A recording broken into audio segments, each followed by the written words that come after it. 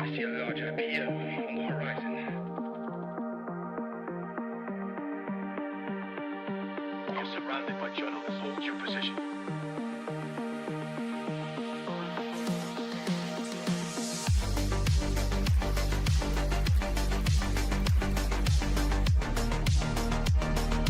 Overnight success. The Blazinator 3000.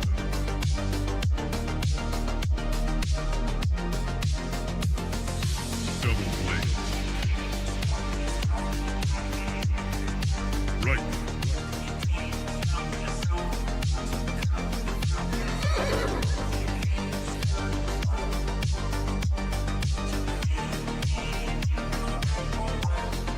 That's misinformation.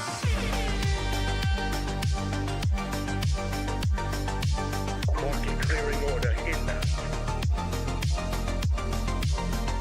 That's just wrong. You're surrounded by journalists. Hold your position. Pump it up.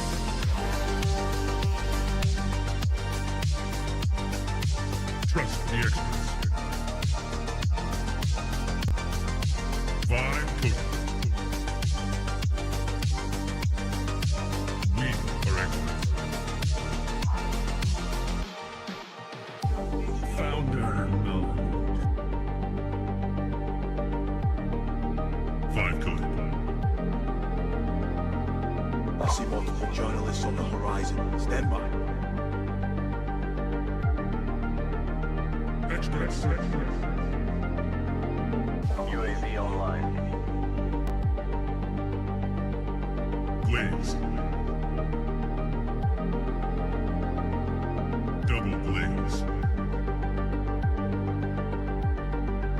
Triple blaze. Double kill.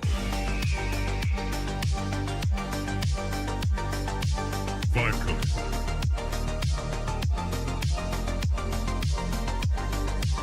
Raw.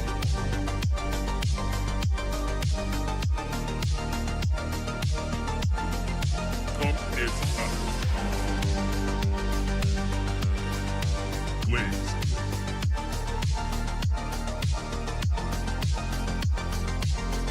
Team deathmatch.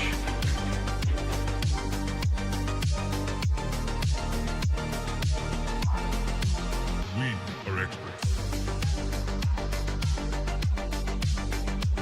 Triple blaze. That's just wrong. Right.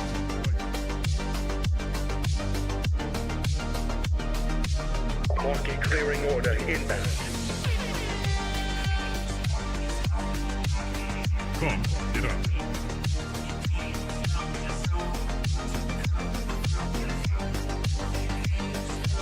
You're surrounded by journalists. Hold your position.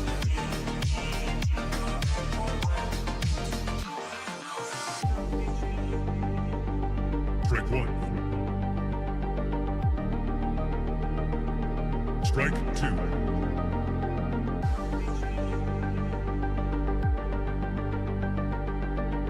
Activate Golden Retriever mode.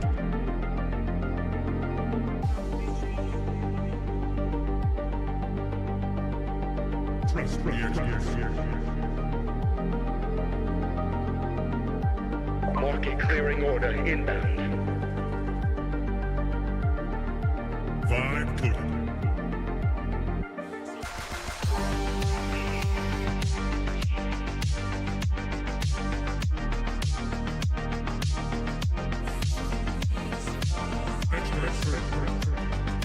I see multiple journalists on the horizon. Stand by.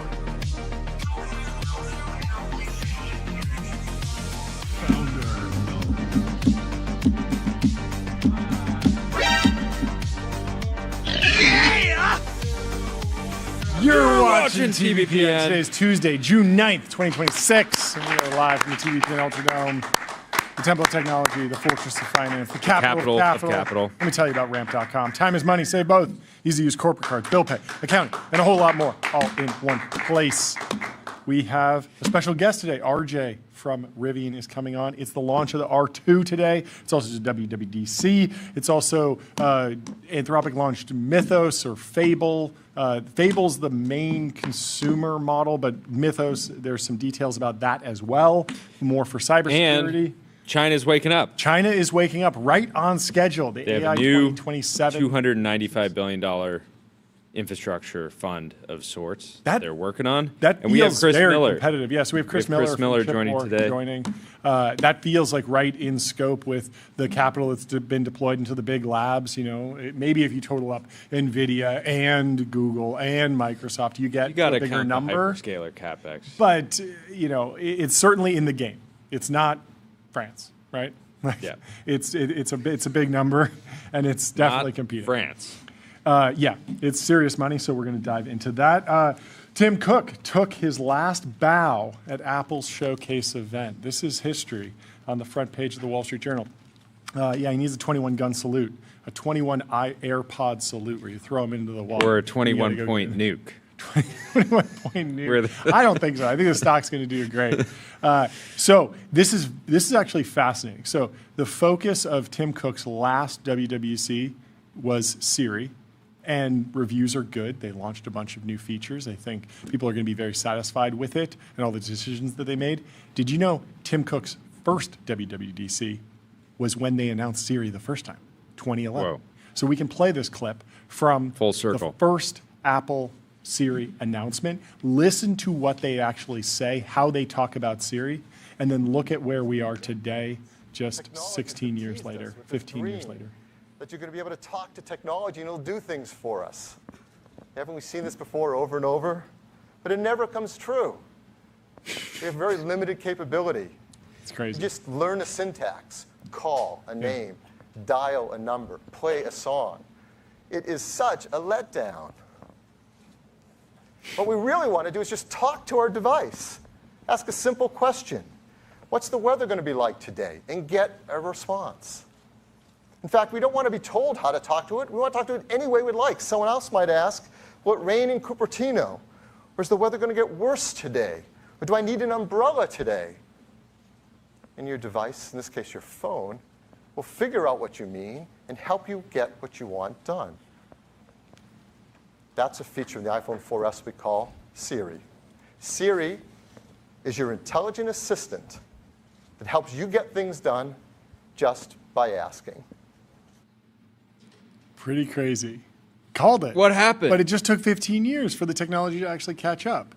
And so I think they launched a functionality. When Siri launched, it was the best voice assistant. It was a great experience. You did have to know the syntax. But it it took was cool. 15 years for their technology to catch up. Yes, but it took 13 years or 12 years for the technology industry to catch up. And so they're only 10% behind, if you look at it that way. Like, it's been a 15-year project from that announcement. It's been 12 years for the leading labs to get there. And so they're 3 years behind. Feels like an eternity in AI world, but it's really only 10%.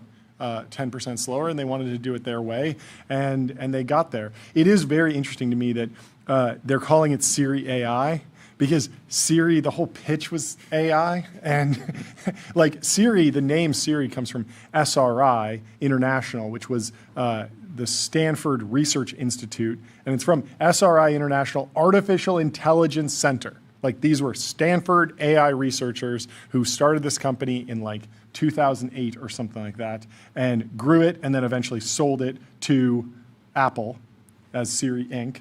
Acquired initially released October 4th, 2011, 14 years ago. Maybe 15 years ago. They might need, or I guess 14. It's going to be 15. It's going to be the 15-year anniversary in a couple months. But do you know what happened the day after October 4th, 2011, the Let's Talk iPhone WWDC, where they announced Siri? Tim Cook was the first. This was his first WWDC as CEO. He obviously hands it off to his colleague to introduce Siri. Steve Jobs passed away the next day. Pretty crazy. And so you have this bookending of Siri on both sides of Tim Cook's career, where sort of nothing happened in an interesting way, you know? But the stock did fantastically well. His Tim Cook created an immense amount of value, but it They was made this lighter, like AI cheaper, winter. faster, stronger. Look at the stock price. Look at the No, look at the earnings. I'm I not understand what saying you're that. saying. I'm not saying that in a negative way. Yeah. I'm just.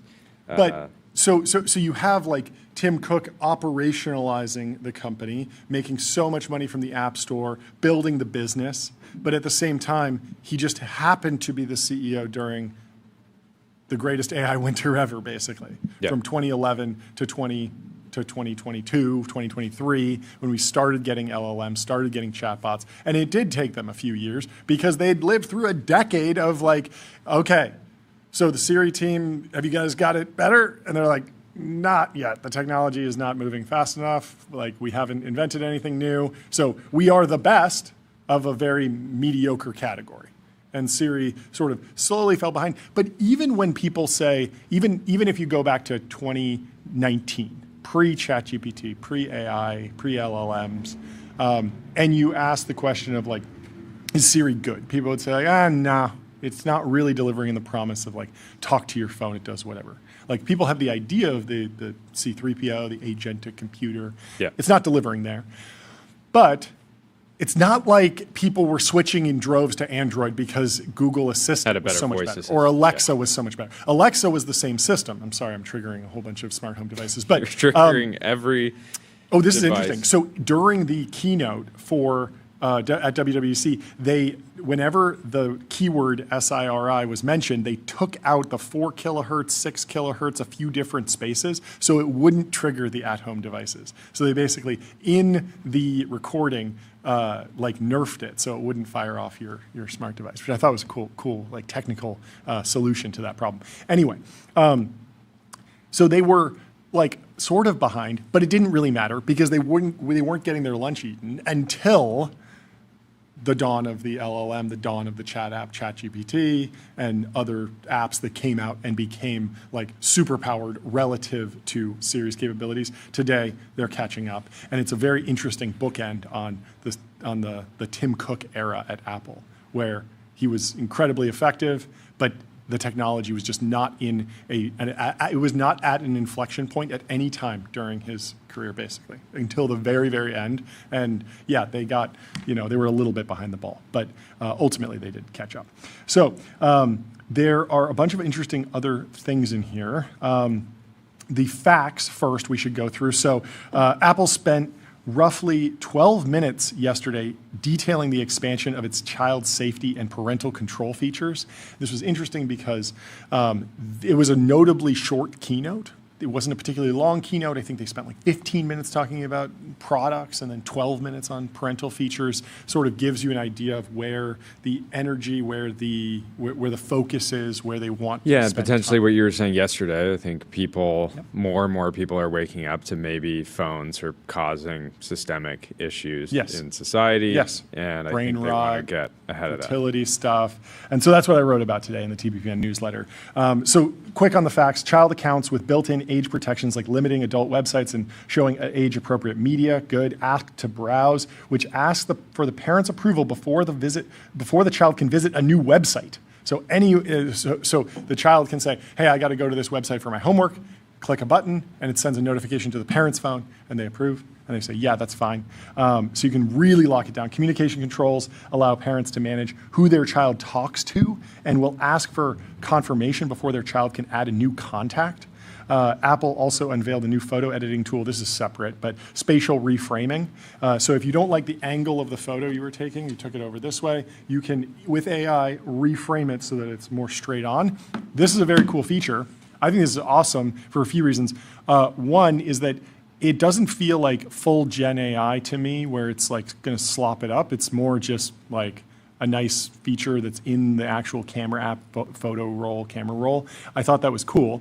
And also, this doesn't feel like, oh yeah, this is something that there was already a startup doing, and it was already baked into Instagram, and so Apple's just rolling it out, and they're like behind the ball. This feels like the first time I've seen this. It seems really obvious. You could probably one-shot this in images or Nano Banana or any of the image models, but it was cool, and it wasn't like, oh yeah, this is a startup and they're just like rolling it in. This feels like Apple's DNA of like understanding the technologies and then doing something cool with it and unique, was on display here. So I thought it was cool. What was interesting,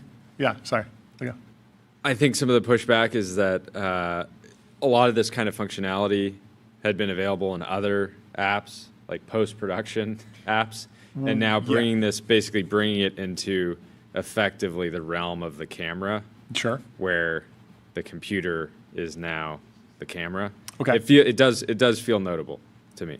So notable how? Like pushback? Because there was pushback, which was interesting. People were saying that like this is too much AI. Like I just view this as a capture. Camera. It's a camera. Yeah. This is a way to capture reality. Sure. And now in If the you're doing reality spatial capture reframing. device, you can use AI. Yeah. To So Apple has long prided themselves on like what you see is what you get in the camera app, but that started to change with the artificial depth of field, the tone mapping that happens. Yeah. There's a lot of things that you can do. Yeah, there's a lot of like upscaling, and sometimes you see images, people are like, "Oh, that's AI," but it's actually just upscaled Apple image. Yeah, especially if it's low light, noisy image, it'll clean all that up. I think it's fine. You could just not do it if you want to not have your photos reframed. But it was interesting seeing that that there's a lot of folks that do land in that camp of Apple is not going too hard into AI. They're not stuffing AI everywhere, and then here's a feature that feels very on the nose in terms of AI. We'll see. And there's mixed feelings on the timeline about spatial reframing, with some calling it one of Apple's most exciting AI features, while others are expressing concern about the direction AI-generated imaging is headed, because Apple's been mediocre at like the remove trash in the background feature, like Gemini or I guess Android AI, like the AI camera on Android devices has been smoking them there. They're probably going to get better at that. But pretty soon, it's like you take the photo in super low light, it up-reses it, camera filter, color grade, spatial reframing, remove everyone else, and you get a totally different photo. And I think that's fine. I don't have a problem with that. But like, I understand why people would be like. I mean, it's a little bit strange because just take the normal photo. Then. Just turn off all those features. At least, yeah. No, and I think a lot of people. It's an option. At least you can always pull it into Photoshop and just do whatever you want with it. Yeah, it'll just be interesting because we're gonna enter an era Yeah. where people's memories of their lived experience are different than the Joe Weisenthal view of the future. Joe Weisenthal got in some hot water because he said that why do you need to store any photos in the cloud when you could just embed them all and then on demand be like, show me a photo of my kid riding a dinosaur when he was 5. And it just shows you a photo of that. And then people were like, that is not the world I want to live in, Joe. Yeah, but we're just not that far off from, hey, Siri, your phone's in your pocket. Yeah. And you just have your AirPods in. You say, hey, Siri, make sure to generate some images of my time at Disneyland today. Okay. Yeah. It's going to happen. For certain people, that's their option. Let them do whatever they want, you know? You can go to Disneyland and you can say, I'm going to print out a photo of a stock photo from Disneyland. You can do that. It's weird. I don't know why you'd want to do that. Take a photo of yourself or your family. But you could. You can go get a professional photo taken at Disneyland. Pay for it. You can take one with your phone. You can bring a professional camera. You can have somebody. You can have a sketch artist. Yeah, exactly. Like, these are all just options. I don't know. I don't have a problem with it. But people do have a problem with it in the context of their kids, because they want control and they want to be the decider of those options. They don't want the kids making the decisions, because the kids are going to say, max brain rot, please. And so that's what's going on with the parental security thing and parental privacy. So I am interested to see what's going to happen on Instagram. Yeah. And if there ends up being divide between accounts that are constantly getting the tag, like the AI tag on them. Oh, yeah. And people that just say like, nope, no AI ever. Yeah. And I think there will be a pretty clear split. Yeah. And when do you apply that tag? Little spatial reframing? No, I think Instagram tag. I think they do the tagging. But would they for a color grade? Would they? They'll have to figure out what the line is. But if you take a photo to and me, you the pass it spatial through a neural reframing network to say make it black and white, does that count?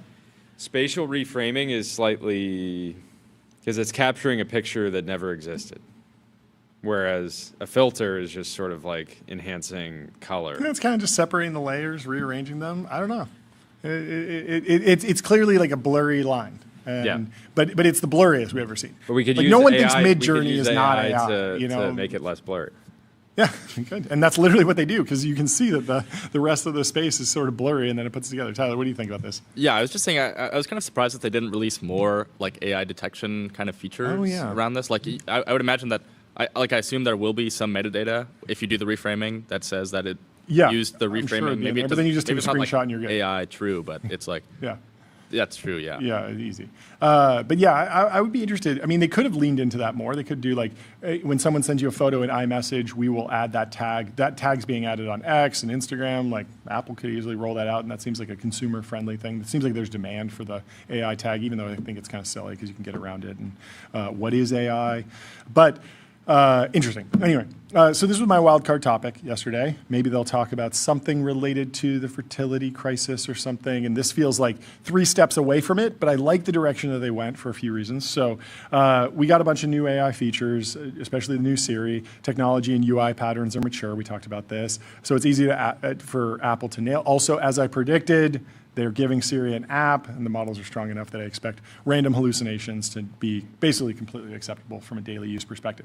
But my wild card was that something in the presentation loosely would link to the topic of the fertility crisis that Derek Thompson has been covering recently. There was that article in the Financial Times, are phones causing brain rot or problems? Like, how do you address this? The correlation isn't perfect, for sure. But there's enough evidence that reasonable people are starting to put phones in like the probably linked bucket of reasons why there's a modern fertility decline. It's just one of them. I think Derek Thompson says like, I think it's maybe 30% of the reason, something like that. But what's interesting here is that Apple is not a fear-based marketing company. So their execs don't go on podcasts and make freewheeling proclamations about doom scenarios. They identified environmental concerns about fossil fuels and energy use early. And you cannot find a clip of Tim Cook talking about like climate apocalypse, we're all going to die because the sea levels are going to rise. He wasn't saying that for years and then figured out how to do clean energy for Apple's data centers. That's not what they did. They just worked privately and then started talking about the solutions in their marketing materials. They didn't put the cart before the horse. And it seems like they're doing the same thing here with parental controls, phone addiction. Instead of giving a long speech about how bad endless scrolling can be and how it might lead to a less flourishing life down the road, they only talk about solutions, parental controls. 12 minutes of content in a notably short keynote. I think many parents are very hesitant to give kids smartphones these days, so it's also a good business reason to say, hey, you can buy your kid an iPhone because there are so many controls that you are fully in control. You know what's going to happen. You're safe with us. And there's already a whole niche market in these dumb phone devices for kids. There's this watch that has GPS and the ability to call home, but not much else. There's no screens. There's no social media. And so being proactive about building solutions and then only talking about the solutions is just extremely refreshing to me. And I think it's a good move. Anyway, the timeline was in turmoil, and we'll take you through it after I tell you about Cisco, critical infrastructure for the AI era. Unlock seamless real-time experiences and new value with Cisco. So we got Gruber versus Gurman, 2 of our best friends from the show. We love both of these guys. The Gurmanator versus the Grubinator. It's rough, but we'll take you through it, what happened. So John Gruber and Mark Gurman through the timeline in turmoil over the rollout of Apple's new Siri integration strategy. Here's the play-by-play. Citizen says again, this all sounds complicated. Just generate your kids. Generate your kids. That's the real doom scenario, but you won't hear Apple talking about that, thankfully. That's the domain of journalists and podcasters. Anyway, so back in March 26, 2026, so 3 months ago, Mark Gurman reported in Bloomberg that Apple plans to open up Siri to rival AI assistants in iOS 27 update. And so that was the headline. He got some scoops, and he says the company's working on developing new tools to allow AI chatbot apps installed via the App Store to integrate with the Siri AI assistant. The chatbots also work with upcoming Siri app and other features in the Apple Intelligence platform. That means, for instance, if you have Gemini or Claude or ChatGPT installed, they'll be able to send those queries to those services within the Siri voice assistant, just like they have been able to do with ChatGPT since Apple Intelligence launched in 2024. And so, but as of yesterday, according to John Gruber, Apple has not fully announced exactly that, at least according to John Gruber, who says, quote, maybe Apple ran out of time today and will announce this tomorrow. That was yesterday. Maybe they forgot to announce it. Maybe they scrapped the next generation Siri that existed 2 months ago and in the last month rebuilt an entirely new next generation Siri. I'll bet something like that is what happened. So he's taking shots. He's putting Mark Gurman in the truth zone. But Gurman fired back and said, here's some screenshots of integrations that basically match his original reporting. And so Gurman's saying, no, you can actually go, there's a model picker in the Siri app. You can configure Siri to work with other apps. But there's a deeper question here. I think they're sort of quibbling over like minor leaks and rumors and like the interpretation of these things. And I actually think there's like enough of a gap here that, that it's not totally unreasonable for them, for both of their interpretations to be roughly correct. But someone in the X chat says, Okay, I feel like I'm watching this in 2x speed. 0.5x Slow buttons down, right there, buddy. 0.5x buttons right there. I actually don't know if it's on live stream. This is great. This is a feature, not a bug. Yeah. I'm sorry, Humble. You got to warm up for Delian every once in a while. Okay, anyway, so John's on a tear. Let him cook.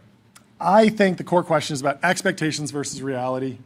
There was some hope from hardcore AI users that the Siri button, the Siri button would be able to fully remap to their AI model of choice. So you're deeply integrated in ChatGPT and knows a bunch of things about you. You're confident with that model. You know what keywords to use when. You have the integration set up. You press the Siri button and you wind up getting that model by default. Currently, you have to say, hey, Siri, go ask ChatGPT to do this for me. And then it gives you this little pop-up with this button. You have to click OK. Yeah, you're playing telephone. You're playing telephone. It's not good. And then also there is a demand for the AI app that they have installed to get access to everything across iOS with roughly the same privileges as Siri. And is that announced? Not quite. And so this would be a big departure from the current flow where you specifically have to ask ChatGPT. Now, there are screenshots of a model picker dropdown in the Siri app. But it's unclear if that resets on some regular cadence, like maybe every query, or if it's a permanent change. And I'm sure we'll learn more. Marquez Brownlee had an interesting thing that they're calling, what was it? Maybe like the new operating system is called Golden Gate, and he was saying that like the nominative determinism of calling something Golden Gate is like it's a golden gate in the sense that they are maintaining their gated walls, their walled garden, and producing endless gold from mining what's inside the gates. It could just be that they like San Francisco, but it's just one or the other. As someone who loves nominative determinism, I thought it was a fun take. Anyway, let me tell you about the New York Stock Exchange. Want to change the world? Raise capital at the New York Stock Exchange. We talked about reframing, and so the. Brian McDuff shares exactly what's going on with the cleanup feature, drastically improved in iOS 27. This feels like it might be Nano Banana under the hood or something fine-tuned on that under the hood. It was very rough in iOS 26. There's also this interesting detail that I got more information on the private cloud. So the private cloud has been extended into Google Cloud. So for AFM, which is Apple Foundation models, AFM3, this is the third iteration, AFM3 Cloud Pro, which is their reasoning model that's fine-tuned of Gemini or some trained on Gemini.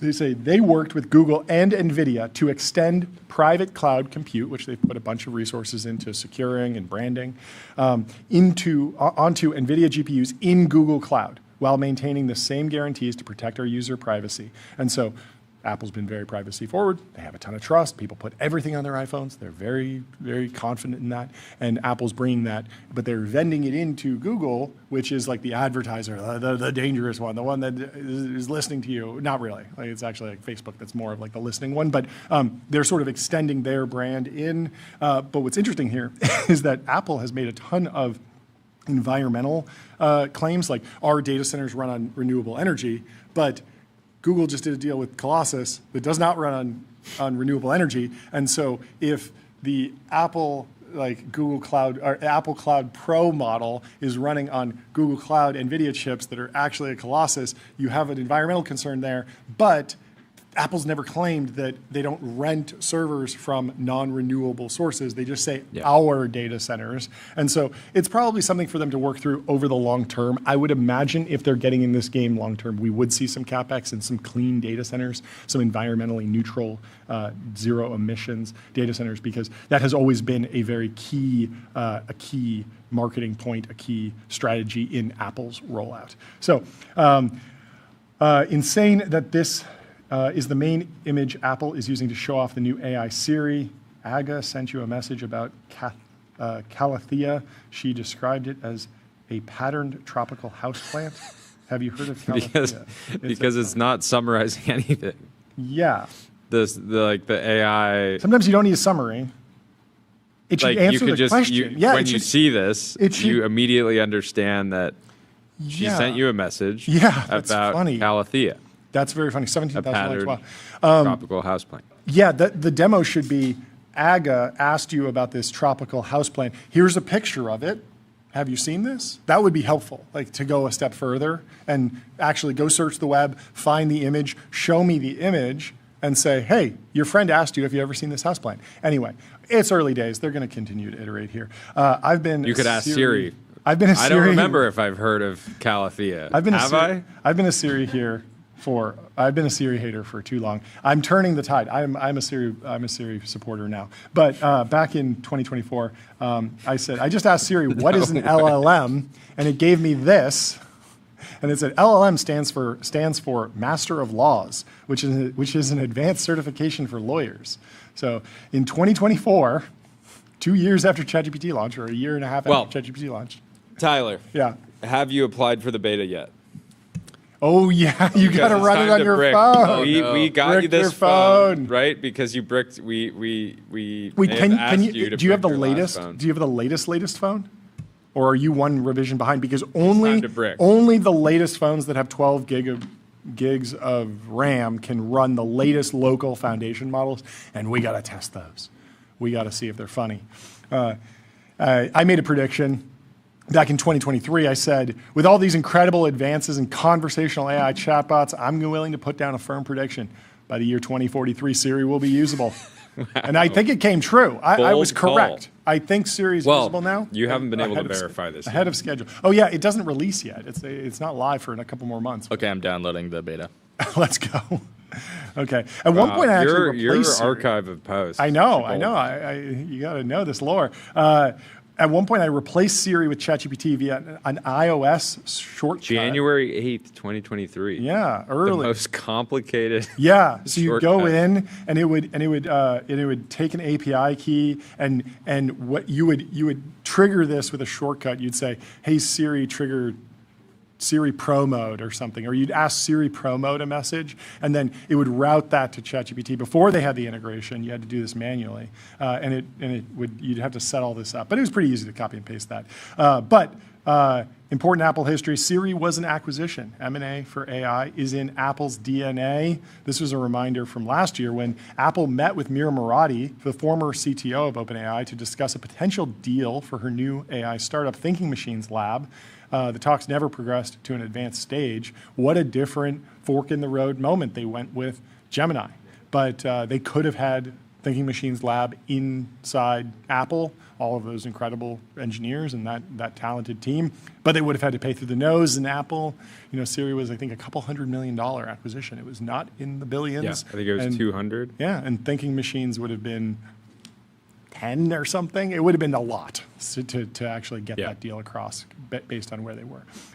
Gaussian splatting is coming to Apple Maps. This is very cool. Wow, it looks so much better. Look at this. Wild. Normal Apple Maps, no, that is what looks good right there. Once it gets the color grade, I like that. I don't know when you would use this. Maybe if you're looking around a town. I don't know. I feel like this would be very cool if you were in a new city and you were trying to kind of like learn orientation, right? Yeah. Like, let's say you check into a hotel in a city you've never been to before, and you can navigate around and kind of get a feel. Or like you could do this at Disneyland with your AI-generated kids, and you could pick the particular region of Disneyland that you want to generate a fake image of your fake kids, and then you could post that on your fake social network, and you could just slop it up from start to finish. No, it's beautiful. I've seen some people use Google Maps and Google Earth for motion graphics. In a YouTube video, you want to show where the action happened. Let's zoom in from space, and this looks great. Apple did do a really, really good job with the geometry of some of these cities. They just went a lot further than Google has on the actual mapping and texturing. Whatever magic went in there, it's good and it's getting better. So hats off to the Apple Maps team over at Apple. Anyway, we have our next guest joining in just a minute. Let me tell you about Figma. Agents meet the canvas. Your AI agents can now create and modify your Figma files with design system context. There are some other stories that we're going to be going throughout the day. This one's crazy. The North Korean economy becomes the world's most unlikely success. We've been talking up Pyongyang for a while. We've been saying a lot of people raise from PIF. That's usually the public investment fund from Saudi Arabia. But if you just tell people I raised from PIF and it turns out it's the Pyongyang investment fund, you might go to jail because they're sanctioned. But you might be able to sneak it across the finish line. But they are booming. Tyler, you read this story. You had some takeaways. What'd they do? How many? Oh, they built 10,000 homes. Yeah, which I believe is more than Los Angeles. Los Angeles. Yeah. How are they beating us? So they're I think they read Abundance, right? Yeah. Derek Thompson's book. Yeah, that makes sense. I They think got they're just Abundance big fans. build, and then they said, yeah, we got to build housing. I mean, it's like, if they're doing it over there, it's like, what are we doing here? Like the most sanctioned and locked up economy. But they are making money. They're selling arms to Russia and China. They have lots of nuclear weapons. And they're building more by the day. And so they're on track. Leopold also made it to the front page of the Wall Street Journal. Congrats. There we go. He's doing well. There we go. Got his new picture in there. Claude Fable 5 is out. Okay. We mentioned it earlier in the show. Bunch of feedback coming in. People on X have had access to the model for a while now. Dan Shipper What does over the at information have against it? They called it a neutered version of Mythos. That's like it's sort of. I think they say Anthropic's not added framing it as safe- neutered. They're framing it as more added- safe. added It's a safeguards. safer and more reliable for certain things, and probably cheaper. I don't know. Yeah, absolutely crushes the benchmarks. Dan Shipper is doing a live vibe check right now. He had Okay. access to the model. Cool. We will summarize all the posts digging in. from today, get them into The show pricing later is or tomorrow. $10 per input, millions of tokens, $50 of output per millions of tokens. So if you're token maxing, get ready to pay. But the capabilities But still, seem, yeah, quite a bit seem insane. more People are efficient than talking people about expected. like running it for 9 hours straight, running it over the weekend for just long time without getting confused. Very exciting model. Noam Brown had an interesting piece on the implications of large-scale test-time compute that I thought tied to this a little bit. And there was a very interesting quote in here where he said, frequently when I discuss this, people ask why we don't just evaluate a harness that pushes test time compute until performance plateaus. The problem is that empirically, the plateau is very far out. Sometimes we may not observe a plateau at all within practical budgets. You can just spend. So Andre Karpathy saw this in the auto research experiment where the performance continues to improve even after hundreds of experiments. And he goes on to talk about benchmarks a little bit, but at one point he says that a model might run for longer than it takes to train the next run, which I thought was such an interesting concept. Just this idea that you launch a product, you're running it, you say, go do a job, and then before it completes that job, you got the next model ready and released, which is a crazy world to be living in, and something I don't think people predicted. But more and more compute, more and more inference, more and more reasoning all across the board. Meta launched a workforce academy to train workers to build data centers with a 5-week program, which is free of charge, guarantees a job, follows the recent layoffs of 8,000 employees. This is the learn to weld meme in real life. Forget learning to code. Meta Platform says it's time to pick up a wrench. The company is starting a workforce academy to train Americans to build its data centers as skilled trade workers become sought-after commodity. 5-week training program in partnership with CBRE and the Associated Builders And Tyler Contractors. has already been accepted into the program Huge news. with a disguise and a fake name. He will be news. learning to weld. Huge news. Huge Yeah, news. that would be fun. I love We it. should consider it. RJ is running just a few minutes behind. He'll be joining in just a minute. So We let's got to keep talk reading about this. What else? we got to talk about flock safety. Okay. Can we pull up this video? This is a a crazy criminal- endorsement for Flock. The CEO's been, Garrett's great. An He's admitted been on the show. criminal discussing the impact of flock Okay, let's play it. on Just crime in San Francisco, period. That shit over with, brother. Oh, my mama, nigga, they got drones and hell is I'm gonna keep it as not- they're called. TBPN safe. We need to bleep this before we play it. Okay, we're going to summarize it for you because I didn't realize that there were so many swear words. But basically, they say you can't do crime in San Francisco anymore. And these two because- gentlemen are admitting to have previously participated in illegal activity. Exactly. And so they They're are actually- and they say listed as- basically, they're if sort of you thought leaders. if you steal a car, a drone will start following you immediately. Yes. And it will just trail you from thousands of feet up. Yes. You won't even necessarily know that Yes. it's following you. Yeah. And So they the won't. gentleman So hosting the you won't have a podcast- chance to like run away from a cop that finds you because they'll just wait until you're actually parked or stopped, and then they'll box you in. And then the host of the podcast says, "So can you even steal a car, run up on your ops, and ditch the car after?" And they say no. And so He doesn't just say that. He describes it as the classic steal a car, run up on your ops, and then ditch the car. Like it's a thing that's generally accepted. Not to lay out a bear case for Flock, but has anyone considered listening to podcasts where criminals admit to crimes and going and arresting them? It seems like there's a talk about their methods. It seems like there's a dearth of these podcast clips, but who knows? Yeah, I mean, these aren't even just like random petty criminals. They're listed as the gentleman on the left is Yes. one of the most prolific criminals in all of San Francisco. Wow. So presumably, like, yeah, someone in the police force can just be like, "Oh, that's an interesting tweet." Just Google it. This guy's Complains that he name can't is even do drive-bys anymore. Wow. That is a wild that is a wild time. Anyway, let me tell you about Codex. Codex is a powerful workforce for getting work done with AI agents. Whether you're writing code, analyzing data, creating content, or automating business workflows, Codex helps you move projects forward from start to finish. Moving on to the next story while we wait for our next guest. There are a few more. Pat McAfee is on a tear. We can wait for that one Okay. because someone over on X is telling Google's Oh, AI nice. that I'm eating and drinking increasing amounts of salami and Monster Energy until it starts shouting at me to get help. The person says, "I just ate another kilo." This is a This good has response. reached- this is a great This response. is actually a great breakthrough in lack of sycophancy and guardrails. Like this is exactly what it should Yeah. be doing. And to give you the phone number there, I mean, we're only one step away from it just calls on your behalf. Yeah. Right? Like it should be able to make a tool call and know where you are, and the emergency rescue just shows up on your doorstep. Certainly possible, but this is good. good Like response. the bad response would be like, "Wow, you really are a goat. You are the legend who ate the most salami.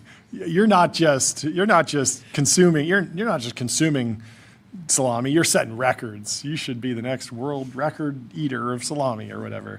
This is good. Anyway, we have our next guest, RJ from Rivian, with us in the TBPN Ultradome. RJ, how are you doing? Welcome back. Good to see you guys. Thanks for having me on. Thank you so much for hopping on. Congratulations on the launch. Look at these! Look at these pictures. This is Yeah. a great setup. It's in your blood. Are these all you driving go-karts as a kid? It's actually a mix. There's one of me, and then they're mostly of my kids. Oh, that's Nice. amazing. Yeah, but it's cool because it's like, and some of them it's the same go kart that I was driving, and then there's a few other go karts. Okay, but I'm seeing something very controversial behind you. One of those pictures looks like it's gas-powered. What's going on? Yeah. Oh, you know, I was. That was the born spark. You had to in fix it. 83, so there weren't electric go karts back then. Oh, okay. Have you been tempted to make a Rivian go-kart? My Small kids have market. asked me to do it. We actually have an electric go kart that we bought now. Okay, cool. but too busy for that. I know, but think of the Rivian. It's not assembled it. The Rivian It can't would be possibly compare to the Rivian equivalent. I agree. But far too busy to work on go-karts because you're launching the R2 today. Take us through it. How is it going? What does this launch signify for the business? And what was like the key idea, value prop? How long has this been in the tank?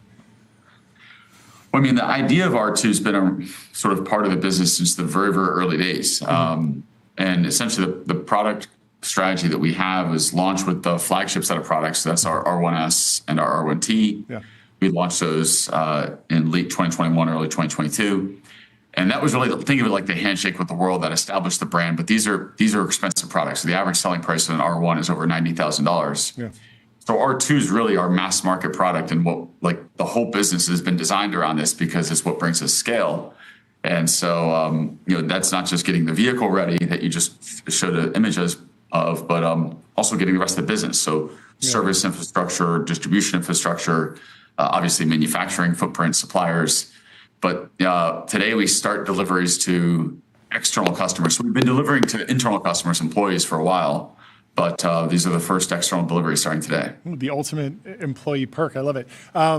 Why is 330 miles of range the right number? Like psychologically, you could see sort of like the inverse of the 999 and go 301 or 305. But 330, is there some rationale for that? Is it bounded by the batteries, or is it bounded by the lifestyle of your customers? How do you land there? It's a good question. I have not been asked that question yet. Why 330 versus 301? Yeah. Well, it's actually it's an output rather than an input. The input was we needed to be greater than 300 on all configurations. And so we have an off-road tire that takes the range down to 307. Sure.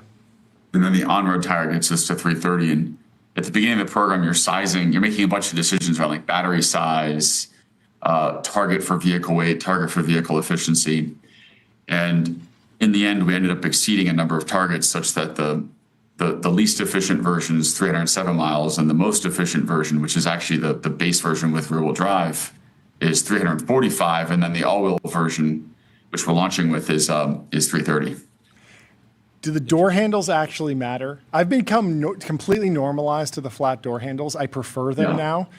They were controversial early on, and the excuse that was, given by anyone who was doing flat door handles was, well, it'll give you more range.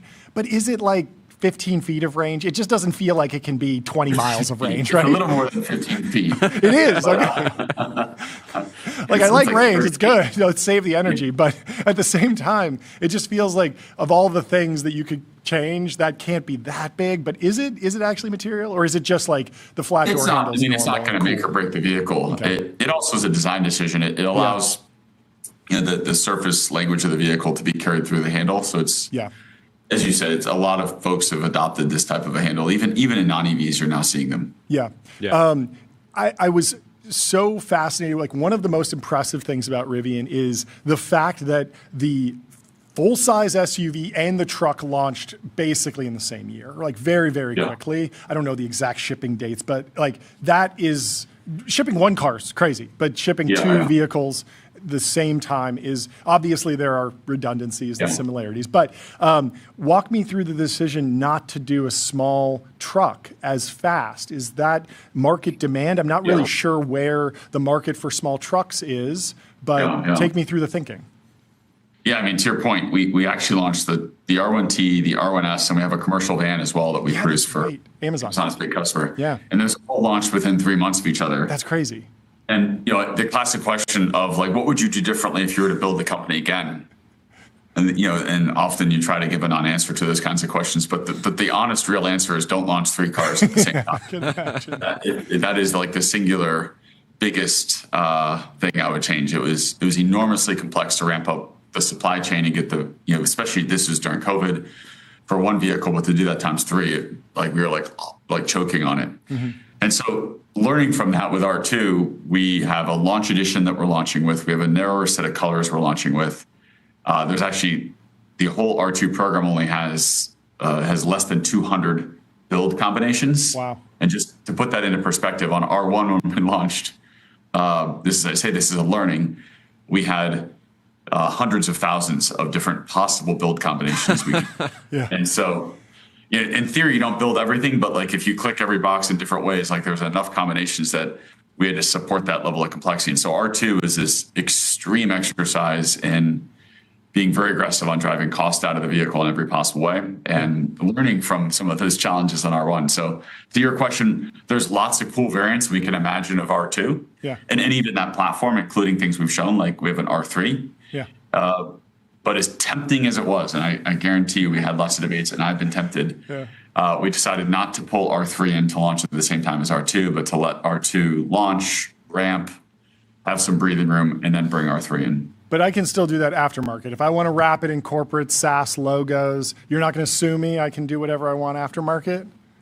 Yeah, if you want to wrap it in make it look like a NASCAR for Silicon Valley. Maybe that's. I don't know if I love it, but you can do it. But you'll last time, last time you were on, you talked about like just how different a Rivian is, the way that you guys have built it from the ground up to be a singular basically computer, singular software system, all this stuff, and the advantages that you get from that versus maybe taking a legacy car design and then trying to electrify it.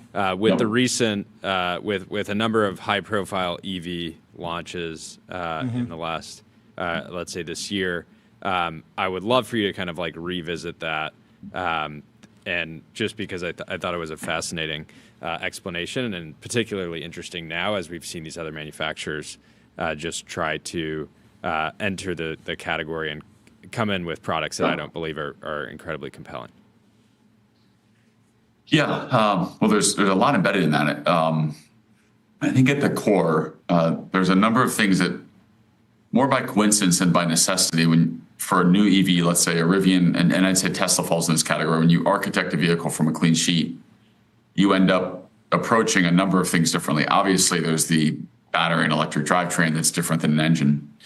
But I'd say the biggest other difference that is probably not appreciated or talked about as much, but it manifests certainly in terms of customer features and things like over-the-air updates is around software and electronics. And the software and electronics that exist in really every vehicle from a legacy existing manufacturer, so it's every manufacturer outside of a Tesla or Rivian, what they look like is really a reflection of a long, multi-decade evolutionary track, which started ironically with the first computer that made its way into a car, which was to power or to drive the fuel injection system, which is somewhat ironic. But prior to the early 1960s, cars were completely analogs. There was no microcontrollers. There was no computers in the car. The first computer came in, and it was specific to the domain of fuel injection. So that was designed to support just putting the electronics in for the fuel injector. Subsequent to that, starting in the 1960s and all the way through to today, as different functions started to have software capabilities embedded in them, let's say seats that have memory or power windows that have intelligence to not like crimp your fingers, or HVAC systems that had settings and things that were not just mechanically controlled. Each of those functional domains had a little ECU that was created for it by the supplier. And over time, this has grown. I describe it sort of like a field of weeds. And so it was not a planned garden. It was not architected. You ended up with what you have today in most cars, which is sometimes upwards of 100 to 150 little computers, what we call little electronic control units that correspond to a very specific function or domain. And those little computers have their own little island of software written by a separate team. Often it's not even written by the supplier, it's written by a third party, often overseas, often in India. And so you have this like mess, like truly a mess of software where you have multiple different little islands of code, none of which are coordinated, all of which now to deliver complex features that have things working together require a lot of coordination between suppliers. And it's for precisely that reason that you see very few significant over-the-air updates on traditional cars. Because to let's say, update the sequence of events that occur when you walk up to the car, where the horn makes an audible noise, the door unlocks, the HVAC comes on, the seat adjusts, the steering wheel adjusts. Let's say there's the music adjusts inside the car, the battery system, comes to life. all those are different controllers. So just to change the order of events, it's very hard. You got to coordinate like between 10 to 15 companies in a classical sense. And so what we built is something where you consolidate all that compute onto a very small number of computers. We now call those zonal controllers because they work in a physical zone of the car. And it runs one OS, which we built. And that single OS allows us to very easily change things. And that architecture is what underpins not only Rivian's, but we did a large $5.8 billion software licensing deal with Volkswagen Group to take that technology and help them on their journey with their future electric products. That's very cool. Thank you for re-explaining. So the R2 boasts more AI infotainment compute power than any vehicle currently available in North America. And I'm interested with the backdrop of WWDC, what does the future of AI infotainment in a vehicle look like? Because you're starting to bump up against the ability to run on-device models, I'm sure. And there's this trade-off. We saw it with Apple where there's some stuff you can do on any phones, basically. There's other things you can do with 12 gigs of RAM just on the latest phones, other things that's going to go to their cloud. And I'm sure you have, a series of abilities at varying levels. But when I get to the examples, I don't necessarily know that, like, people were sort of laughing at, you get a text message that asks you a question and it summarizes it and it just asks you the same question. And you probably don't want to be the CEO that's going around to the employees saying, like, stuff AI everywhere. Like, people are going to want to, have AI decide how far the window goes up or the windshield wipers go on. But there probably are interesting ideas. So how do you see that evolving? What's the role of the car as a compute source versus cloud? How do you think about that? Yeah, well, I'd separate the features that we deliver from the platform. Okay.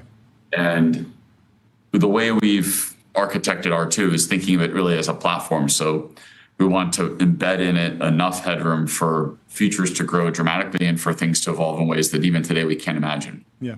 And so on everything that's infotainment related, putting a really powerful 200 TOPS platform into the vehicle allows us to run much larger models in the vehicle than, like, let's say what we can run in R1. So R1, we just launched a Rivian Assistant, and we can run a small model on board, but for anything that's more complex, we have to go up to the cloud because we just don't have enough compute in the vehicle to be able to run these larger models. R2 is quite different. So R2 has a much higher headroom, so we can run a much larger model in the car. And it is helpful because it reduces latency. So suddenly you can have much more natural back and forth conversations without having to wait for things to send up to the cloud and back. And so we built that in knowing that we're going to add more over time. What we have today is a better version of our Rivian Assistant that'll be going into the car. That'll be actually continually getting updated as well and continually getting better. And you'll start to see, as you just described it in the case of iPhones, you're going to see differences in, like, our Gen 1 or Gen 2 R1s and our Gen 1 R1s aren't going to have the same hardware capability that we have with R2. How are you thinking about self-driving and what the next few years looks like there? I've been surprised that we've seen this, like, insane capital war in the foundation model companies and hyperscalers spending hundreds of billions of dollars. And we saw that a little bit in automotive years ago with the Cruise acquisition by GM. And there's been initiatives, and the technology's on a good track, but it feels no one has self-driving psychosis. Like, no one is saying that, like, oh, every automaker is going to go bankrupt because they're investing too much in this. Everyone's like, yeah, the self-driving's getting better and we're on a smooth path, and in a couple of years the cars you're going to be really not touching the steering wheel at all. But is that conscious? Is that based on the research trajectory? Do you expect that to accelerate? Like, how are you thinking about self-driving these days? It's a great question. And it's important just to talk about, like, the history of self-driving and how much the technology has changed. And so self-driving's been it's been a topic of science fiction for many decades, but it's been a topic of real applied work, since like early 2010. So call it 2013, 2014, it started to emerge as something that people were working on. And the way those early models were being built, and that this was true up until 2022, 2023, where you would essentially take the knowledge of driving and try to codify it. You try to put that into code that would then you'd have cameras and a perception stack, maybe cameras plus radar plus LiDAR, depending on the vehicle. Yeah. But that would perceive the world, it would hand all that information to a planner, the planner's code that's representing human knowledge of driving, that's coded by humans. Yeah, it was almost all C++, and it was other than processing the images. So I think it's like highly rules-based environment. Yeah. And it would then output control directives to the vehicle to then steer, brake, accelerate, what have you. That approach has been completely superseded by a foundation model-based approach. So instead of trying to write code to represent driving, we're training these multi-billion parameter models. And when I say we, I mean the people who are doing this correctly, I would say, to be honest. And not everyone falls in this category, but the right way to do this is clearly to build a large neural net, multi-billion parameter model, where you're training the model with the benefit of millions and millions of miles from vehicles being driven. That model is getting better and better over time through the learning of the installed car park. And so the way we designed R2 was we wanted to put a lot of compute into the vehicle, so a lot of inference. We want to have a really robust sensor set that's not just there to drive the car, but importantly allows us to collect a lot of data and to allow us, because we want to have really high data quality, to allow us to catch up rapidly to where Tesla is, and ultimately be a leader in the path to level 4. So the path to the idea of the vehicle driving empty, or you sitting in the back seat, or it picking up groceries for you, or dropping you at the airport. And so the timeline for us on that is getting to level 4 in 2028. And backing up from that, we have point-to-point capabilities, which will launch later this year. So that's, you're in the car, you're in the driver's seat, you type the address in, the car will completely navigate to that address. Your hands are not on the wheel. You're still, alert and aware of what's happening in the driver's seat, but you're not driving the car.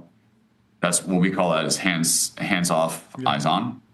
Next year we'll go level 3, which is hands off, eyes off. So you do all that, but you no longer have to look at the road at all. You can be on your phone, you can be reading a book. But you have to be there in case the car asks you to take over, right? Exactly, and that's level 3. And then level 4 is where the car won't ask you to take over in any situation. It's fully on its own. Are there any? But one thing I really want to make clear, if everything I just said was ignored, the thing to keep in mind is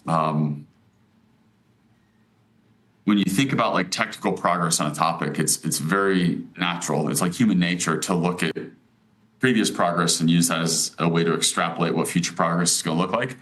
And the reason we so naturally do this is it's generally true. So if you look at like how we're building homes today, we can look at the last 5 years and say, well, that's probably how we're going to build homes for the next 5 years. Yeah. That ceases to be true when you have these big technical inflection points, and those don't happen often. Like the invention of the semiconductor, a big technical inflection point. In the case of autonomy, the invention of what we think of today in terms of modern AI, so transformer-based encoding, the idea of these large-scale foundation models, has completely shifted how autonomy is being developed. And so I would characterize it as the progress that was made over the last 5 years, let's say from 2021 to 2026, is not at all representative, not even a little bit representative of what I think the progress is going to be over the next 5 years, so from 2026 through 2031. And I actually think that the progress is going to be faster than society will be able to ingest. And so today, if we're in San Francisco, it's easy to go like hop in a Waymo and experience this. That's it's a tourist attraction for people that don't live in San Francisco. That is just going to be cars. In my view, I think like a car that you buy in 2030, 2031, you will expect it to have capabilities similar to that. And it's sort of hard to like believe it because you're like, oh, we've been saying things like this for a while. But there was a big shift in how the models were developed, and we're seeing it firsthand. Like the rate of progress we're making on our own platform is materially different than what we've been doing for the last few years. That's super exciting. I had an interesting conversation with someone who owns like I think 5 to 10 car dealerships. None of the brands that he sells has any type of like meaningful autonomy. Maybe they have a team working on it, but not really tangible progress. And I asked him, how much do buyers really care about autonomy right now? Do they come in and say, well, I love the look of this car, but it doesn't drive me, so I'm not super interested? And he gave, and his dealerships are in like the Midwest. And he gave me an interesting answer. He said, like, I don't, like, it's not really a big concern. It's not like a top priority for our buyers right now. And I think it was because a lot of the people in that area have like a 15-minute commute, 20-minute commute, something like that. And I compared that to friends of mine, and I live about 40 minutes outside of like LA area, and I have two friends who just could not fathom driving anything but like their Model Y because they're just so addicted to autonomy now. They're just like, I don't care what any other car looks like. And so I think like one of the big kind of wake-up calls is going to be for the big manufacturers over this next 5-year period, where even if they're lagging like 1 to 2 years behind as companies like Rivian kind of like achieve these new levels of autonomy, it will be just so hard to compete purely on aesthetics and what is the internal leather look and feel, things like that historically have mattered. So I couldn't agree more with everything you just said, including today. It doesn't drive a huge percentage of purchases. And I think part of the challenge is even with like Tesla's FSD, it's a very, very good level 2, but you're still required to be in the driver's seat.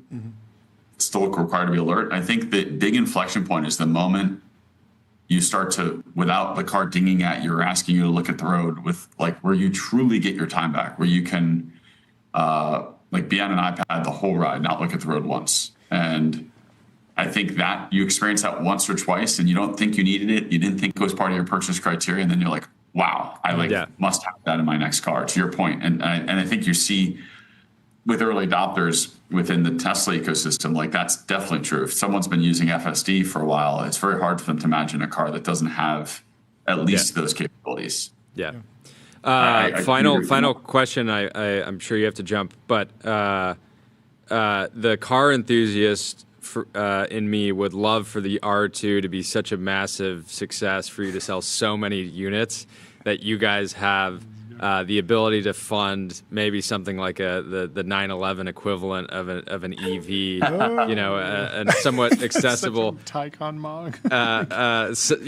Like an accessible, sporty EV for enthusists. What's on the bucket list? Hearing everything that you've said, I just feel like you're never going to actually be able to fully justify that, but I can dream. Is there any? What about a track-only version of the 911 right now? So you've got that. Yeah, it is. Well, what about a track-only version of the Amazon delivery van? That's what I'm in the market for. Very small market. Very small market. John, I want a wing on the back, some active aero. Let's do it. No, but I think there's probably like 5 people. But I think the like $80,000 enthusiast car for the EV market will eventually. I mean, I would actually take the other side of this, just to steal man. It's just like the focus on the categories that you've chosen have clearly been remarkably prescient and accurate, in the sense that like more and more Americans are buying full-size SUVs for their families. Trucks are still incredibly popular. Mid-size SUVs are popular. And as much as the car nerds love the old sedans and the sports cars and the 2-doors and the convertibles, like those are just a different tool. They're a recreational vehicle. It's like a special thing. Right. And like Jay Leno loves them, but like there aren't that many Jay Lenos if you're trying to build a big business. And maybe this comes down the pipe, but we're not going to hold your feet to the fire today. I'm going to be praying for millions and millions and millions Me of too. R2s Me on too. the road. Me too. And so RJ can justify the go-kart. Thank you, guys. Yes, of course. So you can justify the go-kart. So you can justify the 911 equivalent. So we'll be praying for that. I think if I were to stack rank them, though, and things we would do, the 911 equivalent would be higher than the go-kart and higher than the super van that you described. The track-only delivery van. Okay, so we got only upwards to go, so that's good. Yeah, so it's more likely than the other options. Yeah. Well, I'm getting one. Thank you so much for coming on. We really appreciate it. Yeah, great to get the update, and congrats to the whole team. It's a beautiful car. Yeah, we're very Thanks so excited. much. Have a great rest of your day. Congratulations. Goodbye. Let me tell you about Console. Console builds AI agents that automate 70% IT, HR, and finance support, giving employees instant resolution for access requests and password resets. And our next guest is already in the waiting room. We have Chris Miller, the author of Chip War, a fantastic book. If you haven't read it already, he's been on the show before. Welcome back to the show. Chris, how are you doing? What's going on? Doing well. Thanks for having me. Thanks for hopping on. I guess the first place to start, since you've been on the show before, we did the whole deep dive on Chip War. I've read the book. It's great. Hopefully most of the audience has read it. If they haven't, they should go pick it up. But what do you think has changed the most since you wrote Chip War? What have been your biggest updates to your sort of world model, your way of thinking about the Chip War broadly? I think the big change is that for the last 2 decades, if you look at semiconductor spend as a share of GDP, it was roughly flat. Yeah. And then in the last 4 years, it's roughly doubled. Yeah. And that has been driven by AI. And I think, the question is, doubling's fine. Can it triple? How much more can it go relative to trend line? That's the big question, I think, hanging over the industry right now. And is that gated by TSMC capacity, energy capacity, AI demand? The AI demand seems to be there. Like everyone's inferencing models all day long. The models require more and more chips. A single model these days needs an NVL72 or a whole rack. But what do you see as sort of like the key inflection points that people should be watching for as the semiconductor industry continues to boom or, tops out at some point? Yeah, I think right now it is gated by TSMC and manufacturing capacity more broadly. But if you put yourself in the shoes of those companies, they're looking at AI demand, not sure how strong it's going to be. Obviously strong, but is it strong enough to double a tripling of semiconductor spend as a share of GDP? That's a big jump. And of course, they're on the hooks for the CapEx. They got to build the factories, they got to pay for them. And so I think companies in the manufacturing layer are excited but nervous about just how far this is going to run. And they have an incentive as a result to be a bit more cautious on building chip plants than AI companies would like. In historical infrastructure build-outs, let's say like electricity and railroads, was there ever a key supplier that just didn't have any sort of like insane FOMO or fear of missing out? Like I'm thinking like railroads, was there a critical supplier that was like, you know what, we're excited about this trend, we're investing in it, we're but building we don't enough want to railroad ties. We're not going to build any more railroad ties. Like do you know if there's any historical steam comps? engine Because guy. It feels like on one hand, obviously, there's frustration from other players in the supply chain, Ben but Thompson's at the same time, it feels like somewhat like potentially healthy, even though I think you can see that bubbles have produced great results throughout history. Yeah, I think we are in a somewhat unique moment in that there are a series of choke points down the supply chain where you just rely on a single company for most capacity, and that didn't happen with railway ties. It hasn't happened with electricity. You have it at the TSMC layer for sure, but then you look at their suppliers for key materials, for advanced packaging, and there's often choke points there as well. And the trick is that the deeper you get in the supply chain, the further you are from the actual end AI demand, and the more skepticism builds up as to how real is this actually. And that's why there's been underinvestment in the materials and the manufacturing relative to what Silicon Valley needs. Yeah, it's the bullwhip effect, right? A small change in demand amplifies, and all of a sudden they don't want to get caught at the tail end.